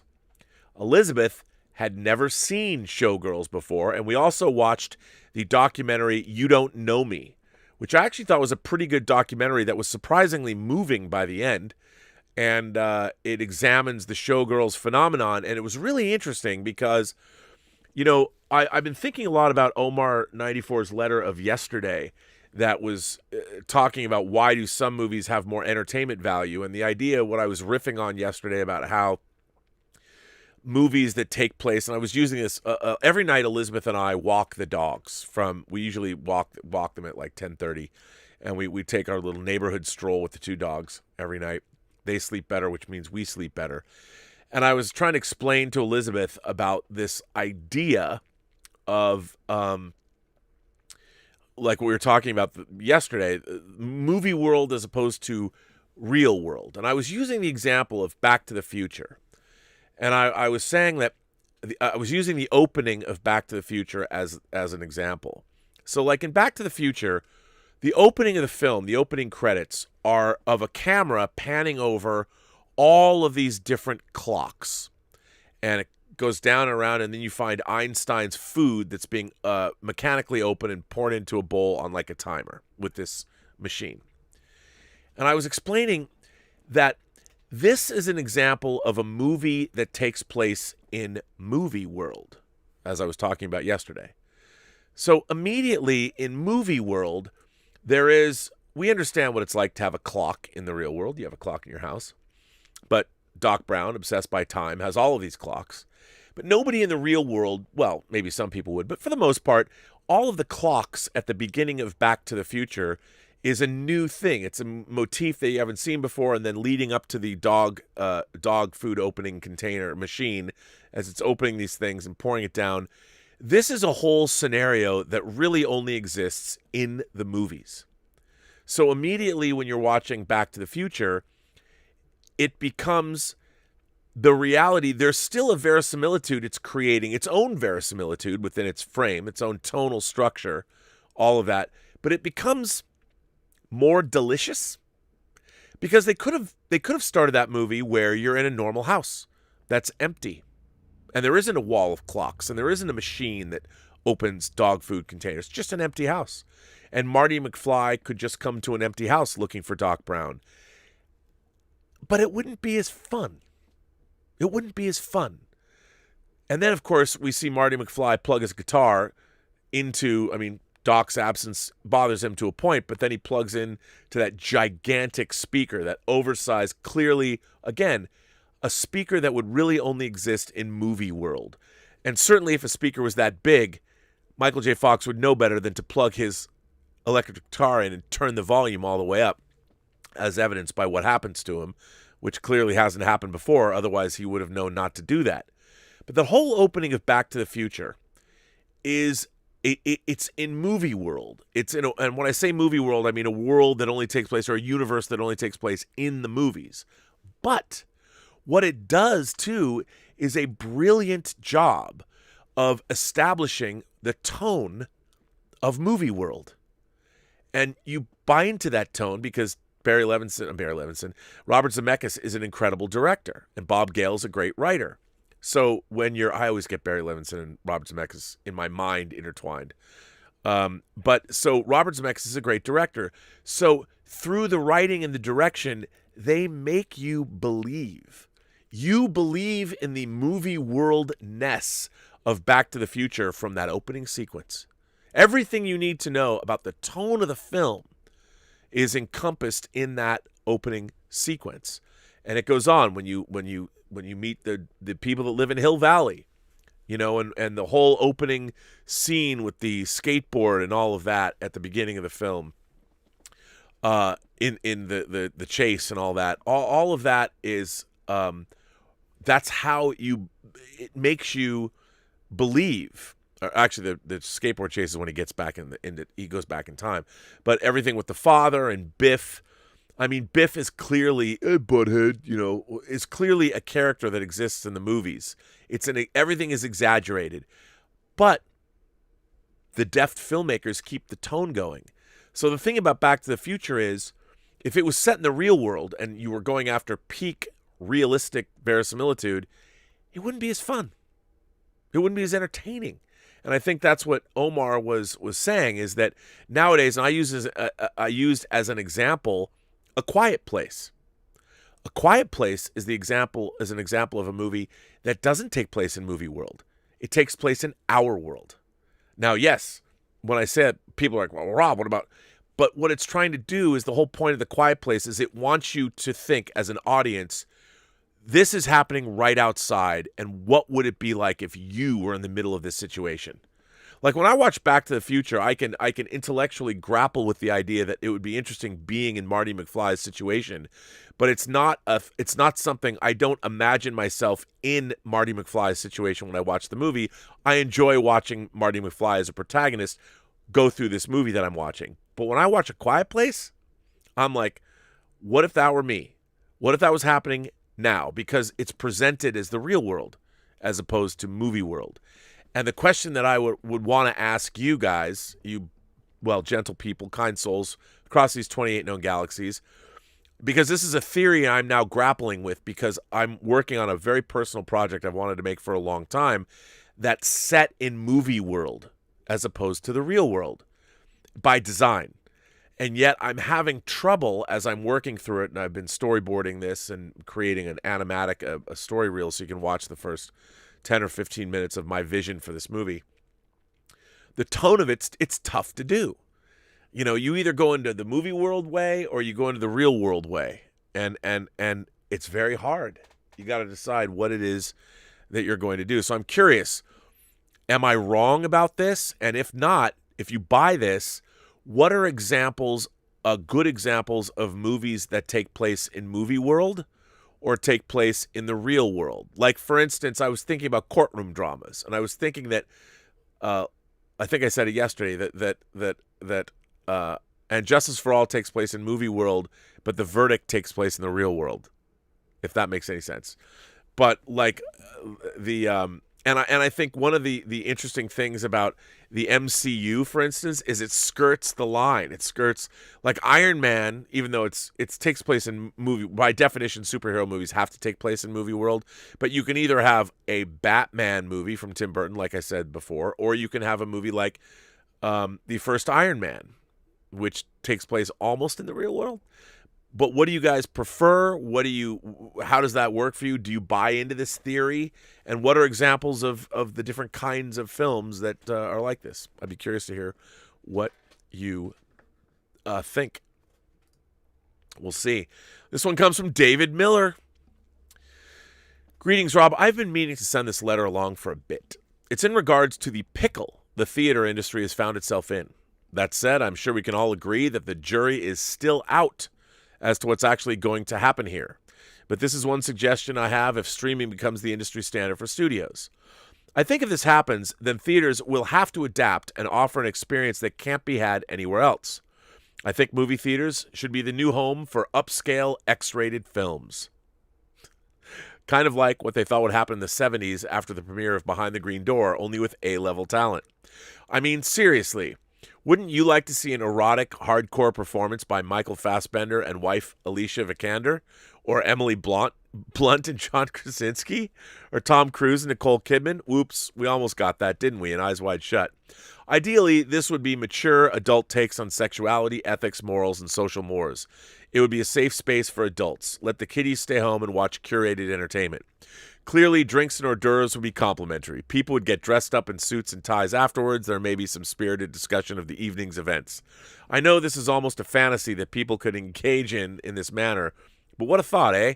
I really don't want America to regress into a society of adult children. Oh, too late. You see, I'm almost 60 years old and grew up in the Deep South. It's ironic that while the culture I grew up in was quite prudish, the citizens were quite sophisticated when it came to the mechanics of sex. Why is that, you ask? Because farming communities are masters of animal husbandry, and animal husbandry is the same as human husbandry. You would have kids basically arranging sexual congress between animals. Watch animals give birth. I knew 15-year-olds who had to castrate pigs by hand with a straight razor. So while parents wouldn't talk to their kids about sex, they were constantly talking about other mammals having sex. As I said, we were remarkably knowledgeable about the act. Well, that's one suggestion. What do you think? Yes, Dave, but I would say that you might have been knowledgeable about the act, but say, were you a cunning linguist?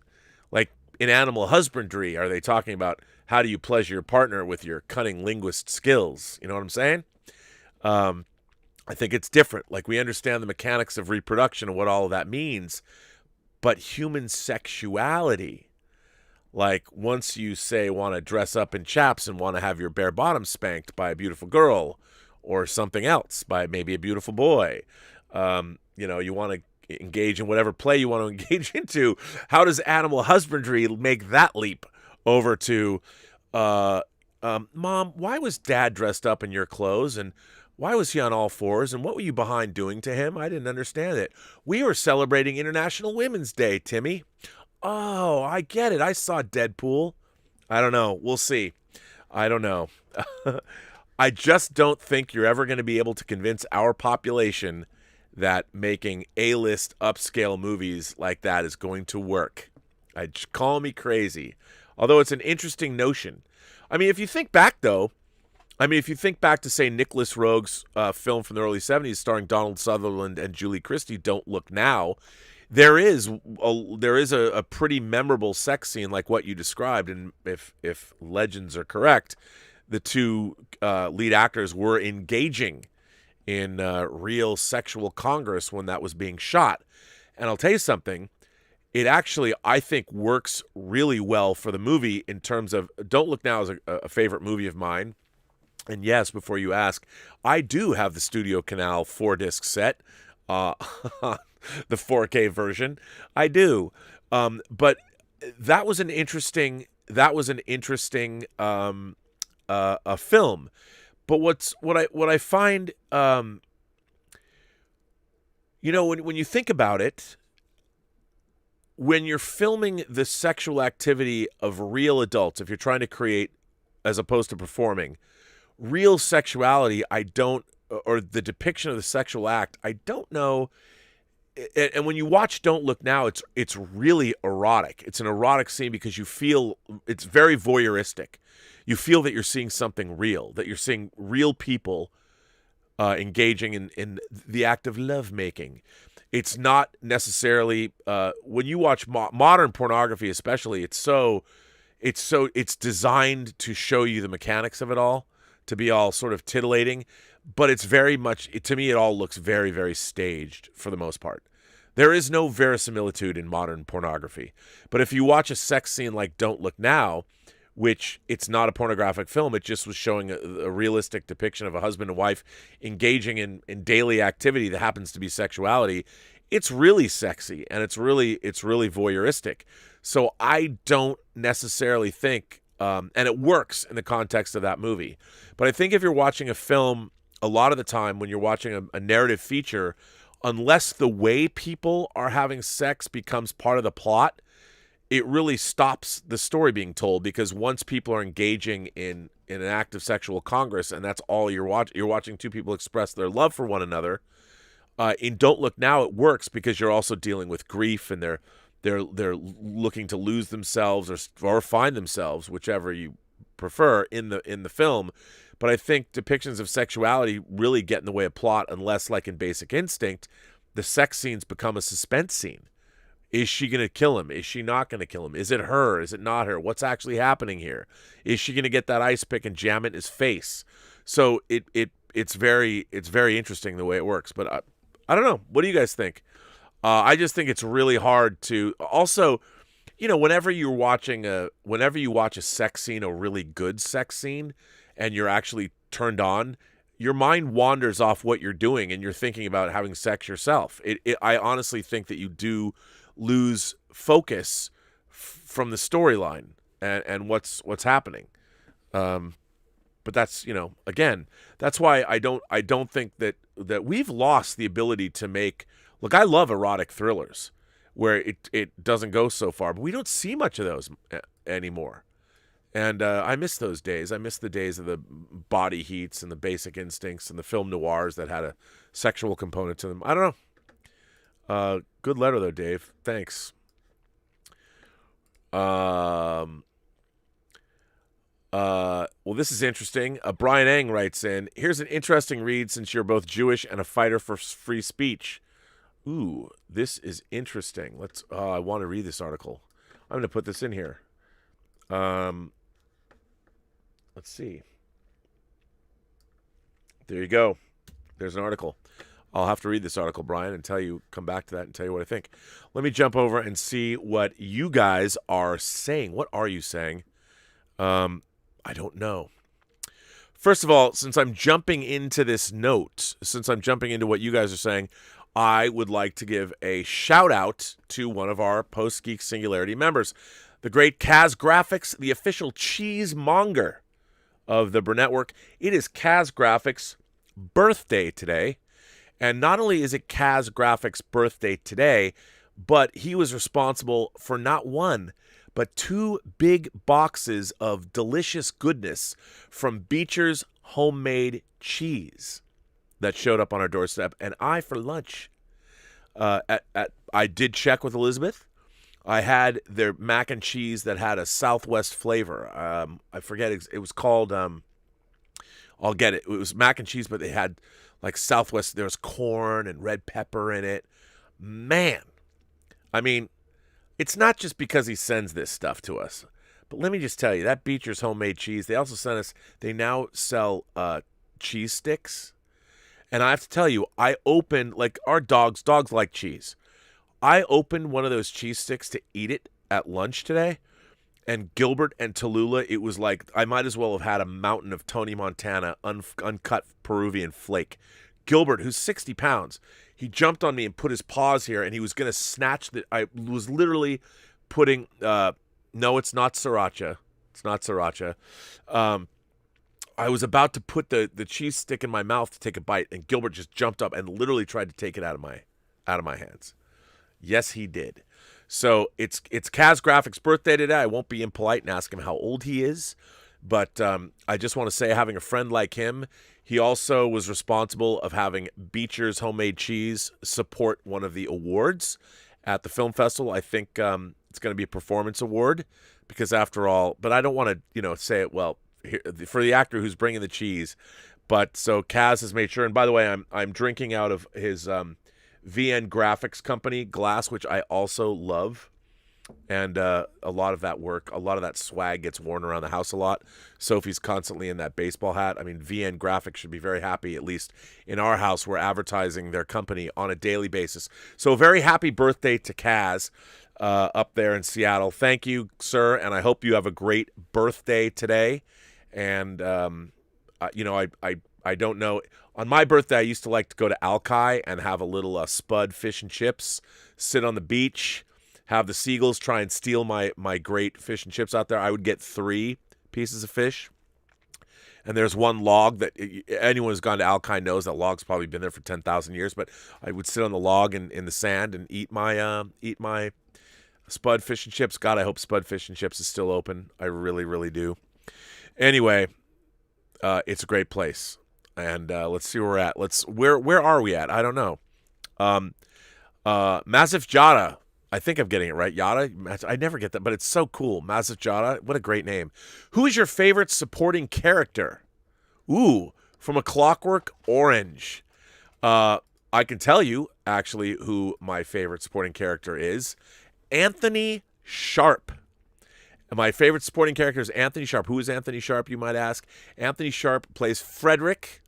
Hello, Fred, the Minister of the Interior, who becomes Alec's political ally.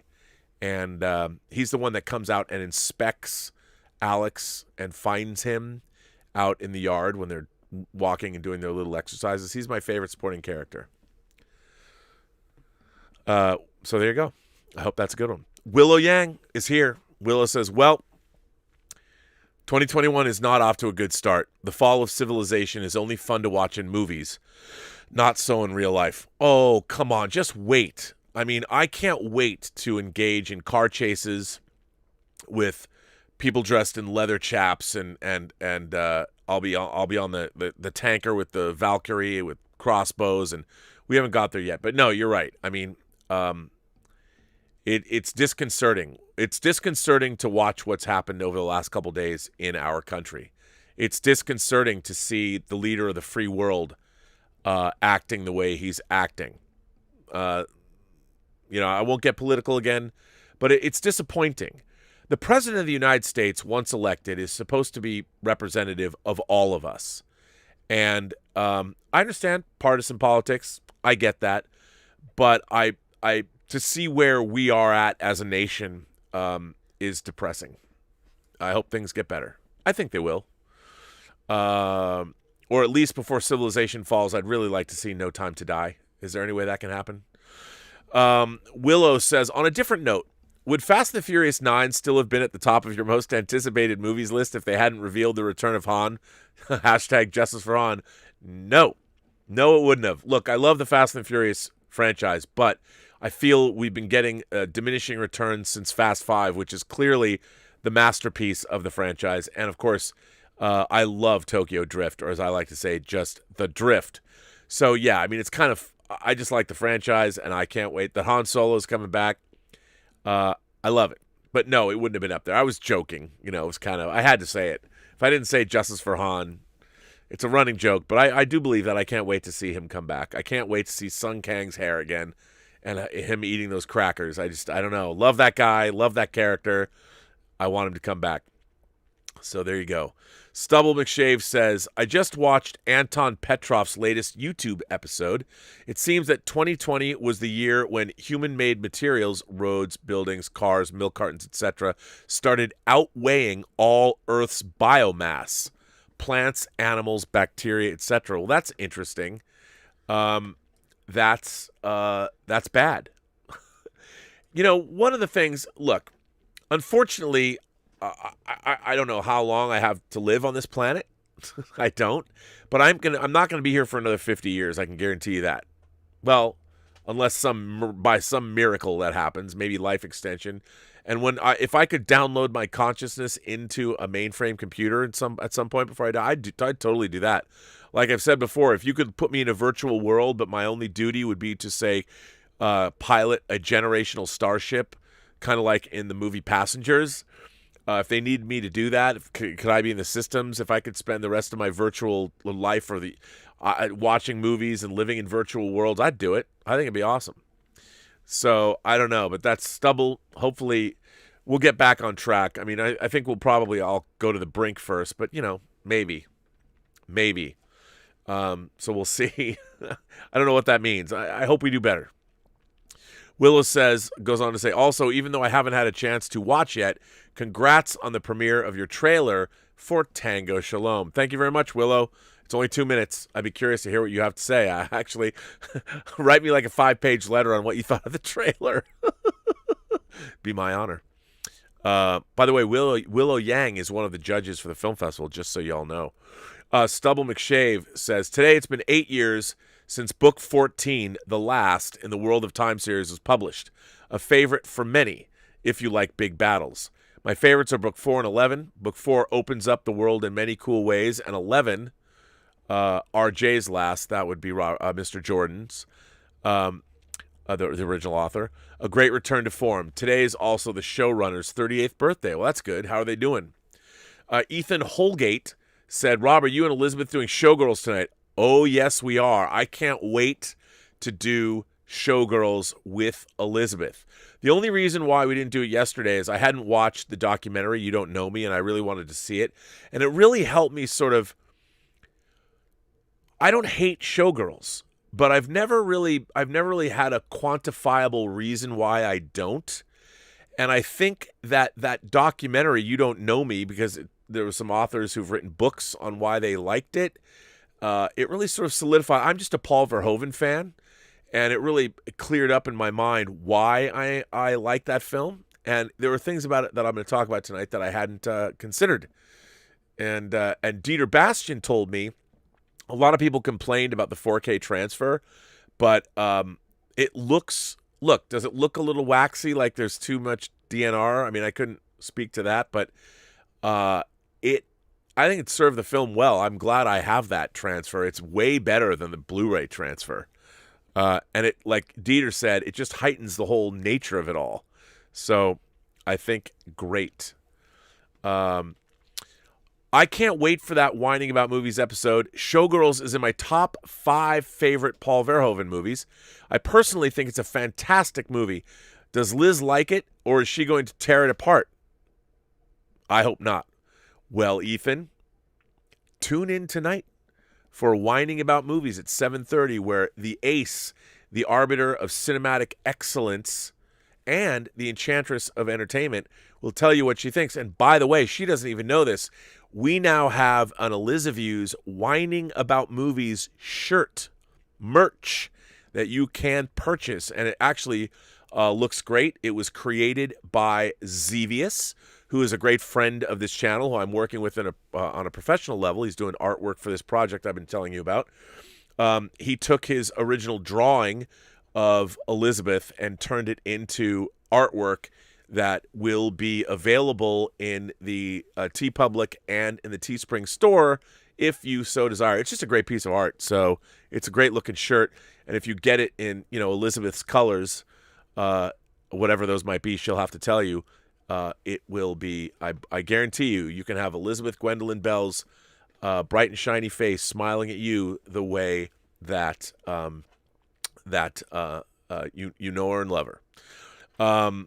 Paul in Long Beach sends in a tip and says, so I guess 2020 called on Wednesday and asked if it can stick around for a couple of weeks. You have my number, Rob. Can you please do me a favor? Call me on January 21st and wake me up. Will you? I really need a nap. Yeah, I know, right? And I agree, Paul. It's you know, as a Star Trek fan, I've always been a futurist. I've always aspired to doing better. I've always believed in the capacity for humanity to better itself. And it's been disappointing to see this kind of behavior that's going on. But we reap what we sow. So I'll give you a call on the 21st. And Kaz Graphics himself is here. Kaz, you shouldn't be sending super chats, but I very much appreciate the channel. You should be going out and partying like it's 2021. Kaz says, hello, Rob. Today is my birthday. And as you know, happy birthday. And I'll tell you something, Kaz. You provide us with presents each and every day in this household. And not just presents that are good, that feel good in the tummy, but utilitarian ones as well. So thank you for that. And a very happy birthday to you. Today is my birthday. I just wanted to thank you for providing this amazing content. I'm currently talking to a few people to up the sponsorship for your film festival. I hope your package arrive. Please enjoy, bruh. Not only did it arrive, but that mac and cheese. I got to tell you guys, like we love cheese in this house. Elizabeth is French, and she always knows the best gourmet cheese to eat. So cheese is a big deal. But man, that Beecher's handmade cheese. Now, I got to tell you that those, and they've captured, you know, when you, like, I never thought of cheese sticks as being like gourmet. To me, it was always, but there's some good cheese sticks. The Beecher's handmade cheese sticks, I'm not kidding when I say it's like a pile of Tony Montana Peruvian flake from Scarface. If you could chop up that signature cheese that Beecher's handmade cheese is, their flagship cheese. If you could chop it up and like snort fatty rails of it, I would. It's that good. I don't know if that's the greatest thing to be saying for the people at Beecher's who've been so nice, or for Kaz, if I should say that, but it is that good. I mean, that is some good cheese, and they're not even paying me to say it. I am not on the Beecher's handmade cheese payroll. However, you know, I would love to be, if they have like a wine club, if they have a cheese club, sign me up. Where do I sign up? The thing is, it in this household, good cheese is like gone. Keaton Toothman wants to know when his films will upload all weekend long. All the rest of the films are going to be up, so you will have that. And by the way, people are going to like your stuff here. Emil Johansson sends in a tip and says, people complain on a lot of MCU villains, but like the ones in Ant-Man or Iron Man 1, I actually like because they're grounded and feel almost like real people. I agree. If you experience those people, it would be scary. Thanos was cooler, but also a bit out of this world. Well, he was. I mean, one of the things I think is brilliant about the MCU is you can make a movie like Ant-Man and still have Ant-Man exist in a world where Thanos snaps his finger. I think that's amazing. Halo Acevedo is here and sends in a super chat and says, Rob, Attack on Titan. This Sunday, it's going down. This last season has been a straight-up masterpiece. Attack on Titan is a very wacky show. It's weird. I mean, it's scary. Giant monsters who eat people that lay siege to the city. If you guys haven't seen Attack on Titan, the anime, it's definitely worth watching. There's even a live-action movie, too. Now I'm seeing, I know that some of you guys are members, and they keep telling me to say all these people are members. You're all great members, so they keep sending those members to me again. I guess it gets broadcast out. Attic Hatch Sound says, Sidney Pollack often rides a tightrope between the real world and the movie world. I would say that. You're absolutely right about that. I think you are correct when you say that. NP94 How topical. Hi, Rob. Hope you're well. I was wondering what your thoughts are on Barry Lyndon. I saw it during lockdown. It's absolutely beautiful. Barry Lyndon is one of my favorite Stanley Kubrick movies. I love Barry Lyndon. It's a movie that I've grown to love more and more and more as I got older. But man, do I love Barry Lyndon. I love it, love it, love it. My God, now that we know that we're getting a Clockwork Orange in 4K, where is the Barry Lyndon 4K disc? I think, Criterion has not taken the plunge into 4K yet, but boy, I wish they would, and I wish that they would put that out. Let's see. Throg is here. Monopoly Money Throg sends in a tip and says, check your bank accounts, Americans. Stimulus is arriving after 6 p.m. for most still waiting. Is it? Yeah, what am I going to do with that? I don't know. Brendan Sheehy sends in a tip and says, Rob, Paul Bettany recently hinted that WandaVision would end on a spectacular MCU-type note. Does this make you more excited, or do you think the show simply won't be able to stick to its intriguing and original hook by still holding on to an MCU trope? Oh, no. As I've said, I really think WandaVision is the opening salvo of a mini-series interconnected more than most. WandaVision is going to be tied to Doctor Strange and the Multiverse of Madness and Spider-Man 3, whatever it's called. The multiverse storyline that I think is going to have huge repercussions for the rest of the MCU. We shall see if that is true, but I think that it is. I really do believe that it is. So we shall see with that. But yeah, I think that's true. Stubble McShave wrote a letter, and I'm going to read it. Stubble McShave says, Hi, Rob. I once had an embarrassing incident in my professional work life because of my love for genre movies. I thought that I'd tell it here and maybe keep you guys from having a similar mishap. Let us start with a little background. I don't work with anything that has to do with movies, books, or entertainment. That's just a hobby and an interest, and I'm sure that's the case for many people in Post-Geek Singularity. I work for the local authorities in Sweden as a health and environmental protection inspector who primarily focuses on food inspection. But since I work in a country with a small population, I have to help out with some general environmental and health protection matters as well. So I'm the guy who inspects restaurants and things like that. Many of them are doing good when it comes to food hygiene, but there are some that take shortcuts which may endanger the customer's health. My inspections are almost always unannounced. I may sometimes encounter business owners that are nice and cooperative, while at other times I may run into a very hostile person. Almost every type of reaction I encounter is a defensive reaction of one form or another. I think that any police officer or security guard out there understands what I'm talking about. Anyway, after having done this job in a few different places, I've learned to read people rather well, and I know how to calm down a tense situation. It also means that I've seen some things in some backroom kitchens which would be fodder for nightmares. Over the years, I've had people point knives at me, and one of my colleagues was physically assaulted.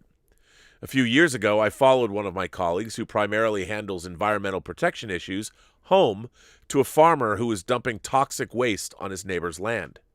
I was there almost as a supporting person since we knew from history that he was a difficult individual. Almost at once, he threatened us with a hunting rifle and we left his premises. He was reported to the court system for having threatened governmental officials and both lost his weapons license and was fined a pretty large sum of money. Anyway, many years ago, when I only had done this line of work for a few years, I was living and working in another county from where I live now.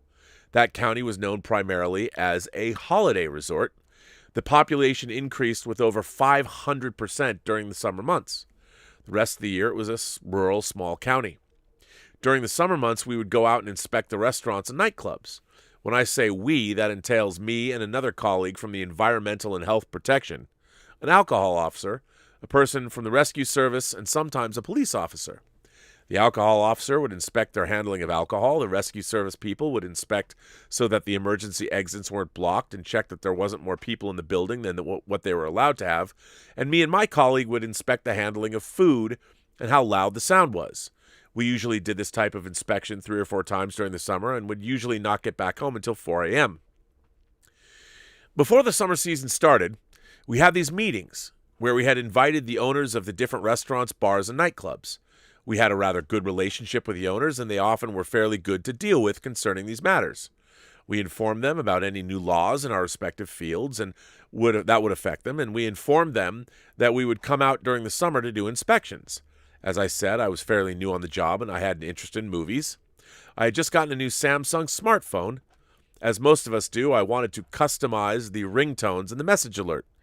As the ringtone, I sampled parts of the Hobbiton theme from the Fellowship of the Ring. That's actually still my ringtone on my phone all these years later. The sound for the message alert was from another movie. Anyway, as I stand there in front of 30 or 40 people, the owners of the nightclubs and restaurants, I get a message on my phone. I think it was while I was informing them about new laws that would come into effect that I heard my phone the following lines spoken by Rick Moranis as Dark Helmet in Spaceballs. I knew it! I'm surrounded by assholes! The whole room the whole room got completely silent. I raised my hand and said, "Sorry, that was me. I think I got a message on my phone." It had an effect of lightening the mood a bit. I was completely embarrassed at the time, but I look back at it as a fond memory. But still, I would advise against having that type of message alert, and I'd recommend that people don't have any ringtones that could be embarrassing in the wrong circumstances. So, Rob, have you had any embarrassing moments in an official meeting or something like that which you feel comfortable in mentioning? Ooh, that's a pretty good one. Not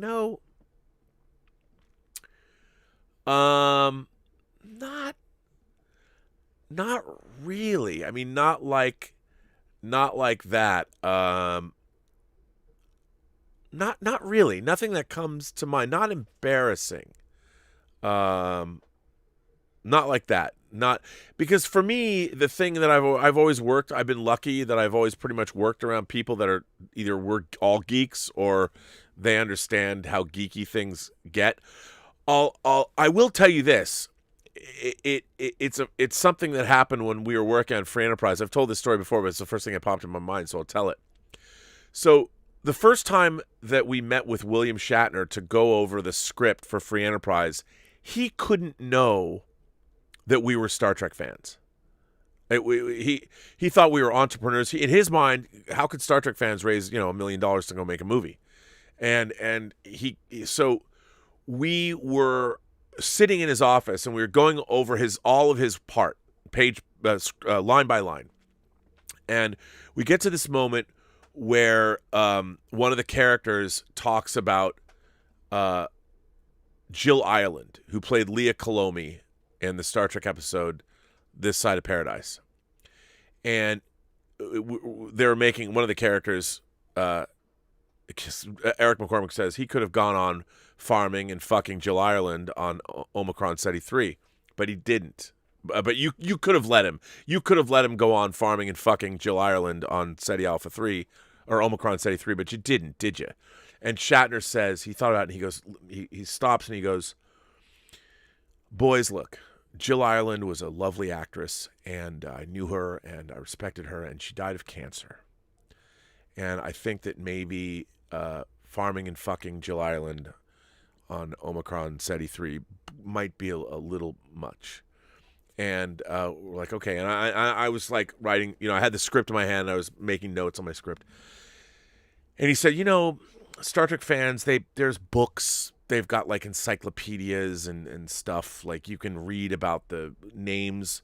Maybe we should change the line. And if you could use like the character's name in the scene, that would be okay. So I'm not thinking about this. I'm just like writing down. And I'm like, okay, so we'll change Jill Ireland. And I was speaking out loud so he could confirm, when you're doing notes, you're like, okay, you would like me to do this. So people say, yes, I'd like you to do that.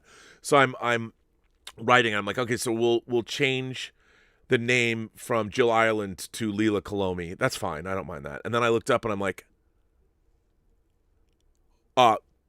if Leela Kalomi is the name of that character, I'll go get one of those books and I'll check and see. And I'm like, fuck. And then I went back to writing. Because he couldn't know that I knew as much as I knew about Star Trek, because we would have scared him away. So that was truly a moment where the blood went cold in my veins.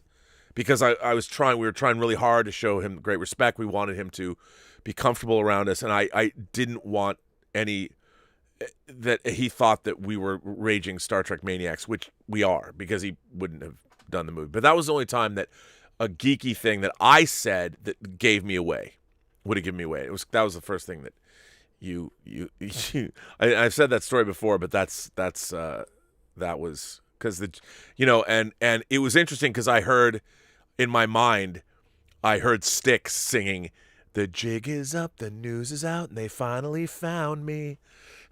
That's it. I was like, Shatner, yeah, man, we're dead. Let's see, who's next? Who is next? This comes from Steve Gerard. I love this. Hi, Rob. I have a follow-up question. I have a follow-up question to the answer you gave me on Robservations 590. He asked the question, what is my favorite one-man fighter from sci-fi? And, of course, I said the Thunder Fighter from Buck Rogers in the 25th century, which was originally going to be used in Battlestar Galactica, but repurposed in Buck Rogers.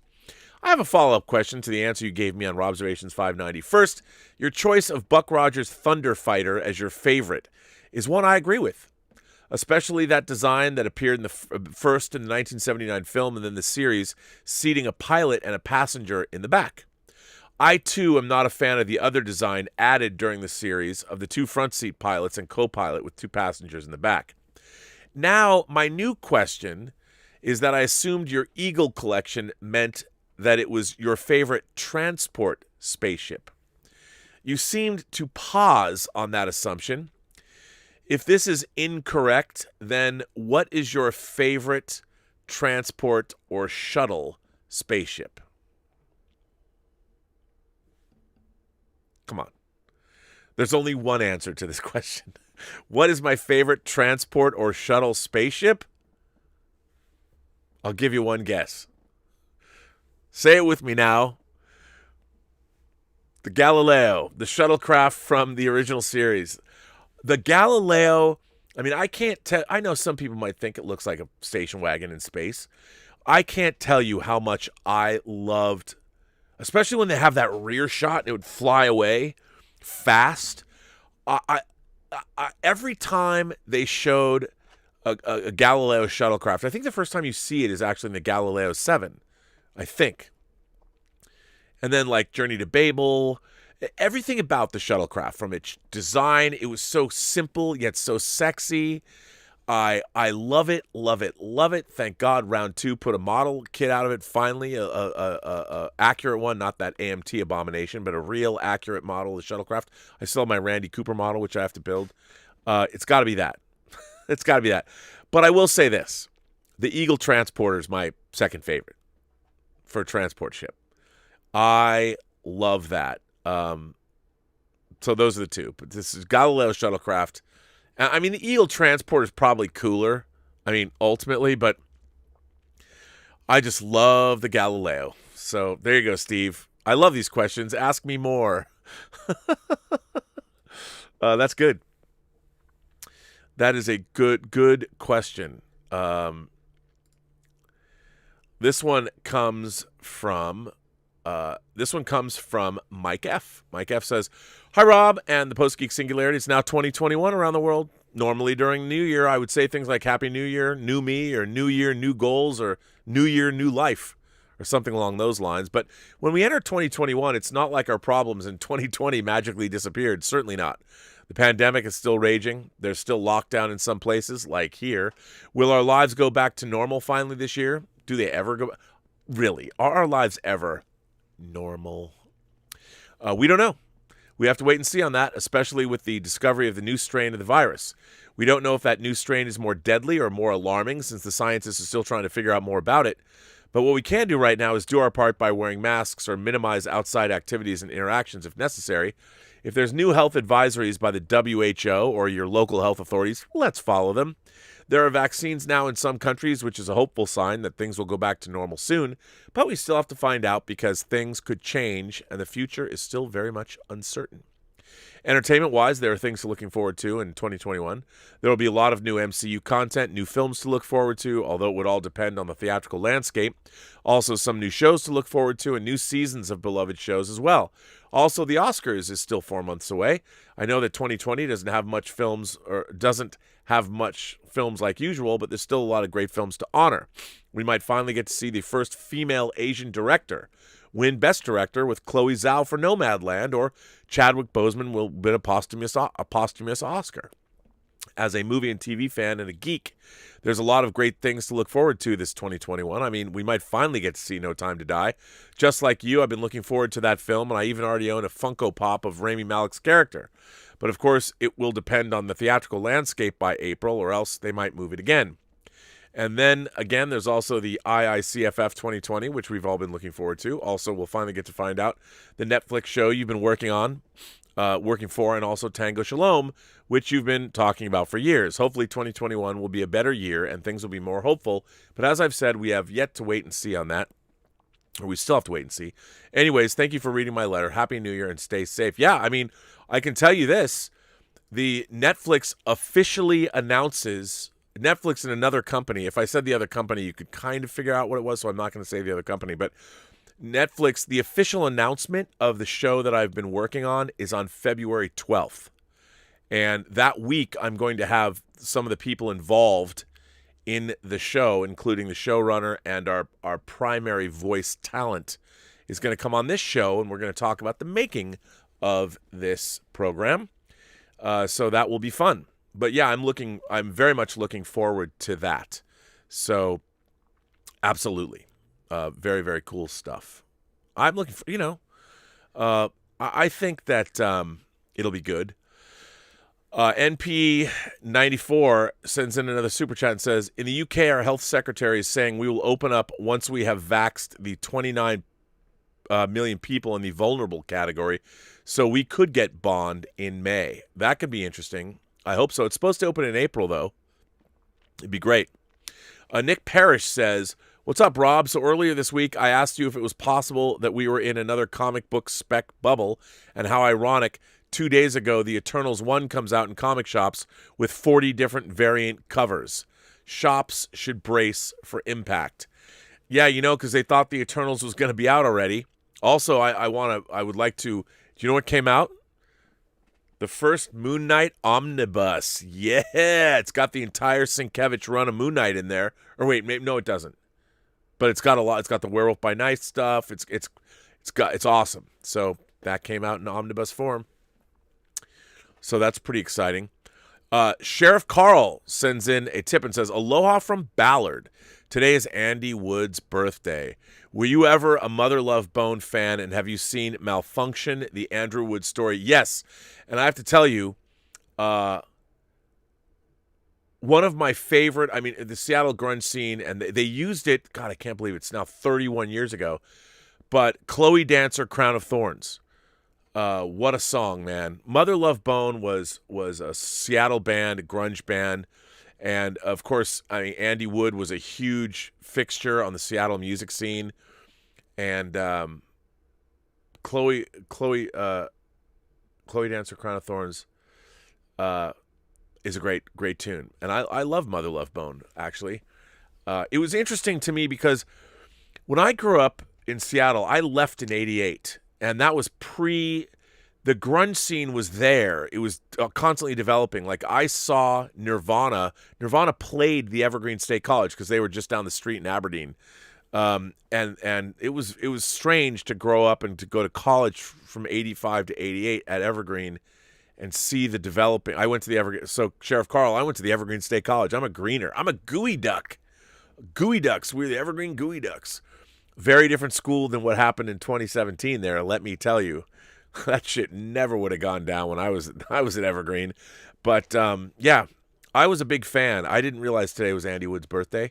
Yeah, you know what? Let me find that. I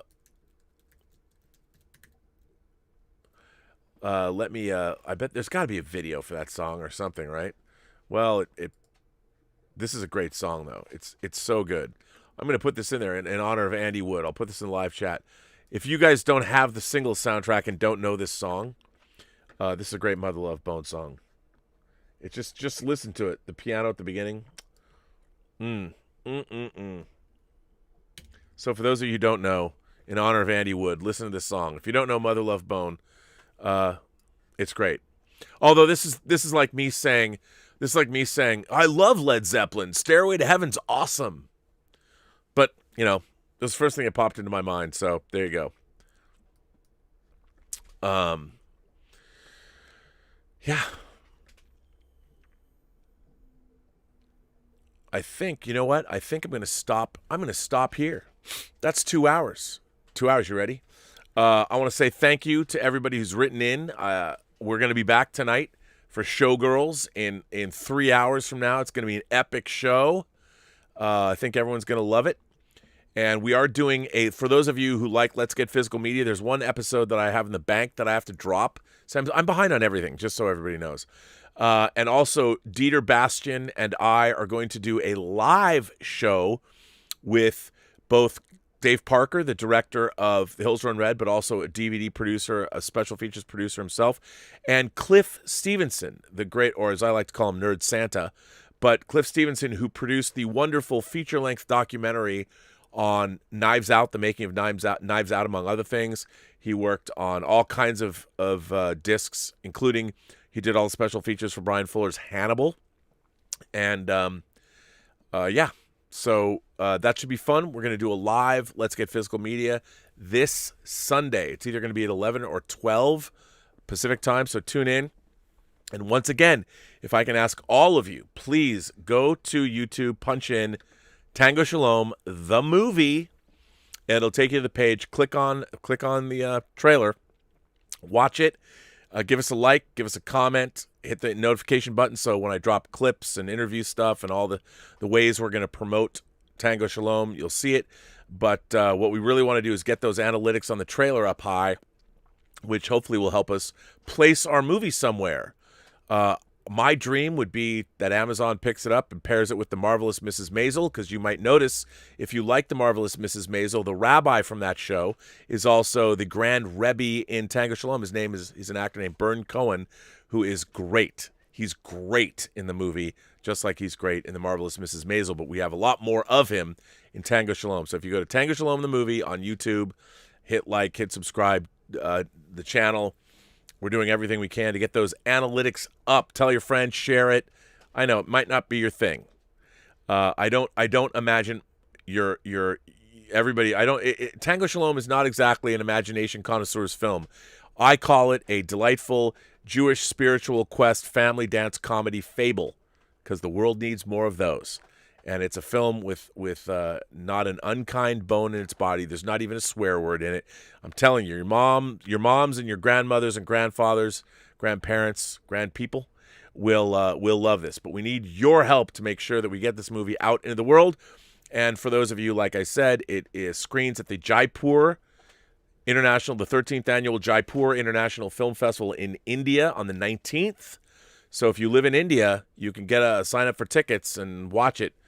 And then it's also going to be at the San Diego Jewish Film Festival in that area. They're geo-blocked. I don't know if you can.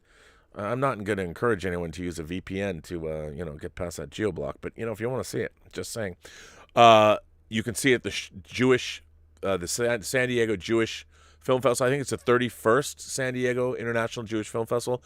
Then it will be at Charlotte, Charlotte's this film festival. So. And I think it's on February 18th there. I think. And then also at the San Diego International Jewish Film Festival. So those are the things that are coming up. So there you go. Watch the trailer today. The more views we can get on the trailer, it will help us out. We need those all. It used to worry me that what is your demographic? Now our demographic is going to be proven by analytics. So we need to get those analytics up. And I have no problem shamelessly exploiting you imagination connoisseurs, to help me achieve my entertainment goals. But I'm always going to be honest with you about it. So there you go. I want to thank my moderating staff for being here. Robert Priso is here. Let's see who else is here. Robert Priso. I don't know if anyone else is here, but I just see Robert. Maybe there's more. I don't know. Robert, you've been doing a good job. Thanks, buddy. Appreciate that. Oh, no, Justin Toner's here, too. Thank you, Justin. Appreciate that. The Richard is also here. Okay, you guys are here. I want to thank all of you for moderating. You do such a great job. You can go to all the Facebook pages that we have for these shows. The Post-Geek Singularity Facebook page, the Whining About Movies Facebook page, the Fully Articulated Facebook page that comes back next week, by the way. And Let's Get Physical Media. And we'll have that, and that'll be fun. So go check those out. And tonight, you'll see the first merch for Elizabeth's Whining About Movies, thanks to Xevious. And once again, a very happy birthday to Kaz Graphics, this channel's own cheesemonger and a great supporter. And let me tell you, I don't know who thought about making glasses that look like aluminum cans, but it was a genius move, and good on VN Graphics for making that possible. So there you go. And join us tonight, Whining About Movies, Showgirls. It's going to be a barn burner. A barn burner. You know you're going to watch it, because don't you all want to be a dancer? I know I do. Tony Baloney Throg says, Rob, I hate you. How dare you tell me you saw one of my favorite bands from the grunge era? Kurt Cobain literally saved my life. I was so depressed as a young teen through my 20s. Weren't most of us? I was not. But I did love Mother Love Bone. And I did love I'll tell you something about it, since people brought it up. People are like, oh, Rob's not going to get off again. But the funny thing about grunge music is, growing up in Seattle, a lot of people are like, well, where did grunge music come from? And like, why was everybody wearing flannel? Well, the reason that grunge music became, it was the way it was it was a natural outgrowth of just the Pacific Northwest life. You know, the reason people wore flannel is because a lot of people practiced in their garage. And it was, you could play and it would keep you warm. You usually have the garage door open, and you could play, and you could hold a guitar, and you could move and stay warm at the same time. And also the music really did reflect the area and the kind of the sound that was happening. I mean, it was sort of it was all an organic outgrowth of that. And if you want to see, like, I still go back and I watch it. I have great fondness for the movie, Cameron Crowe's movie Singles, which came out in 1990. It has a really good grunge score. Grunge music, because Cameron Crowe's a big music fan, including Chloe Dancer, Crown of Thorns, which is on that soundtrack. But I think it's got a great soundtrack. It's got some Chris Cornell on, which is good. And if you have never seen Singles, I think Singles does a really good job of capturing the Seattle that I left. If you haven't seen that movie, there's a really good Blu-ray of it, but it's got a great cast. Matt Dillon's in it. Bridget Fonda is in it. Even Eddie Vedder and Stone and Jeff are the band members of Matt Dillon's band Citizen Dick, and their famous album Touch Me, I'm Dick. Kira Sedgwick's in it. I really love Singles. Maybe it's not the greatest movie in the world. By the way, here's a trivia question for you.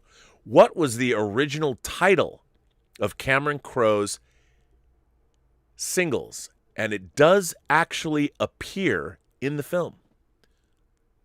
Would you like to know the answer? Blues for a T-Shirt was the original title for Singles. Blues for a T-Shirt, which is actually one of the interstitial cards within the film. There you go. I only know that because I worked on Singles. It was a Warner Brothers production, and I was in and out of that production office. That was the first time I actually met Cameron Crowe, who is very, very nice, by the way. So there you go. There's the answer to that question. And on another note, remember, every person you meet has a story to tell that you have yet to hear, and all you have to do is listen. And with that, I say to everyone, have a better day. And if you come see us on Whining About Movies, you can have a better night too. So thanks very much. And as always, have a better day.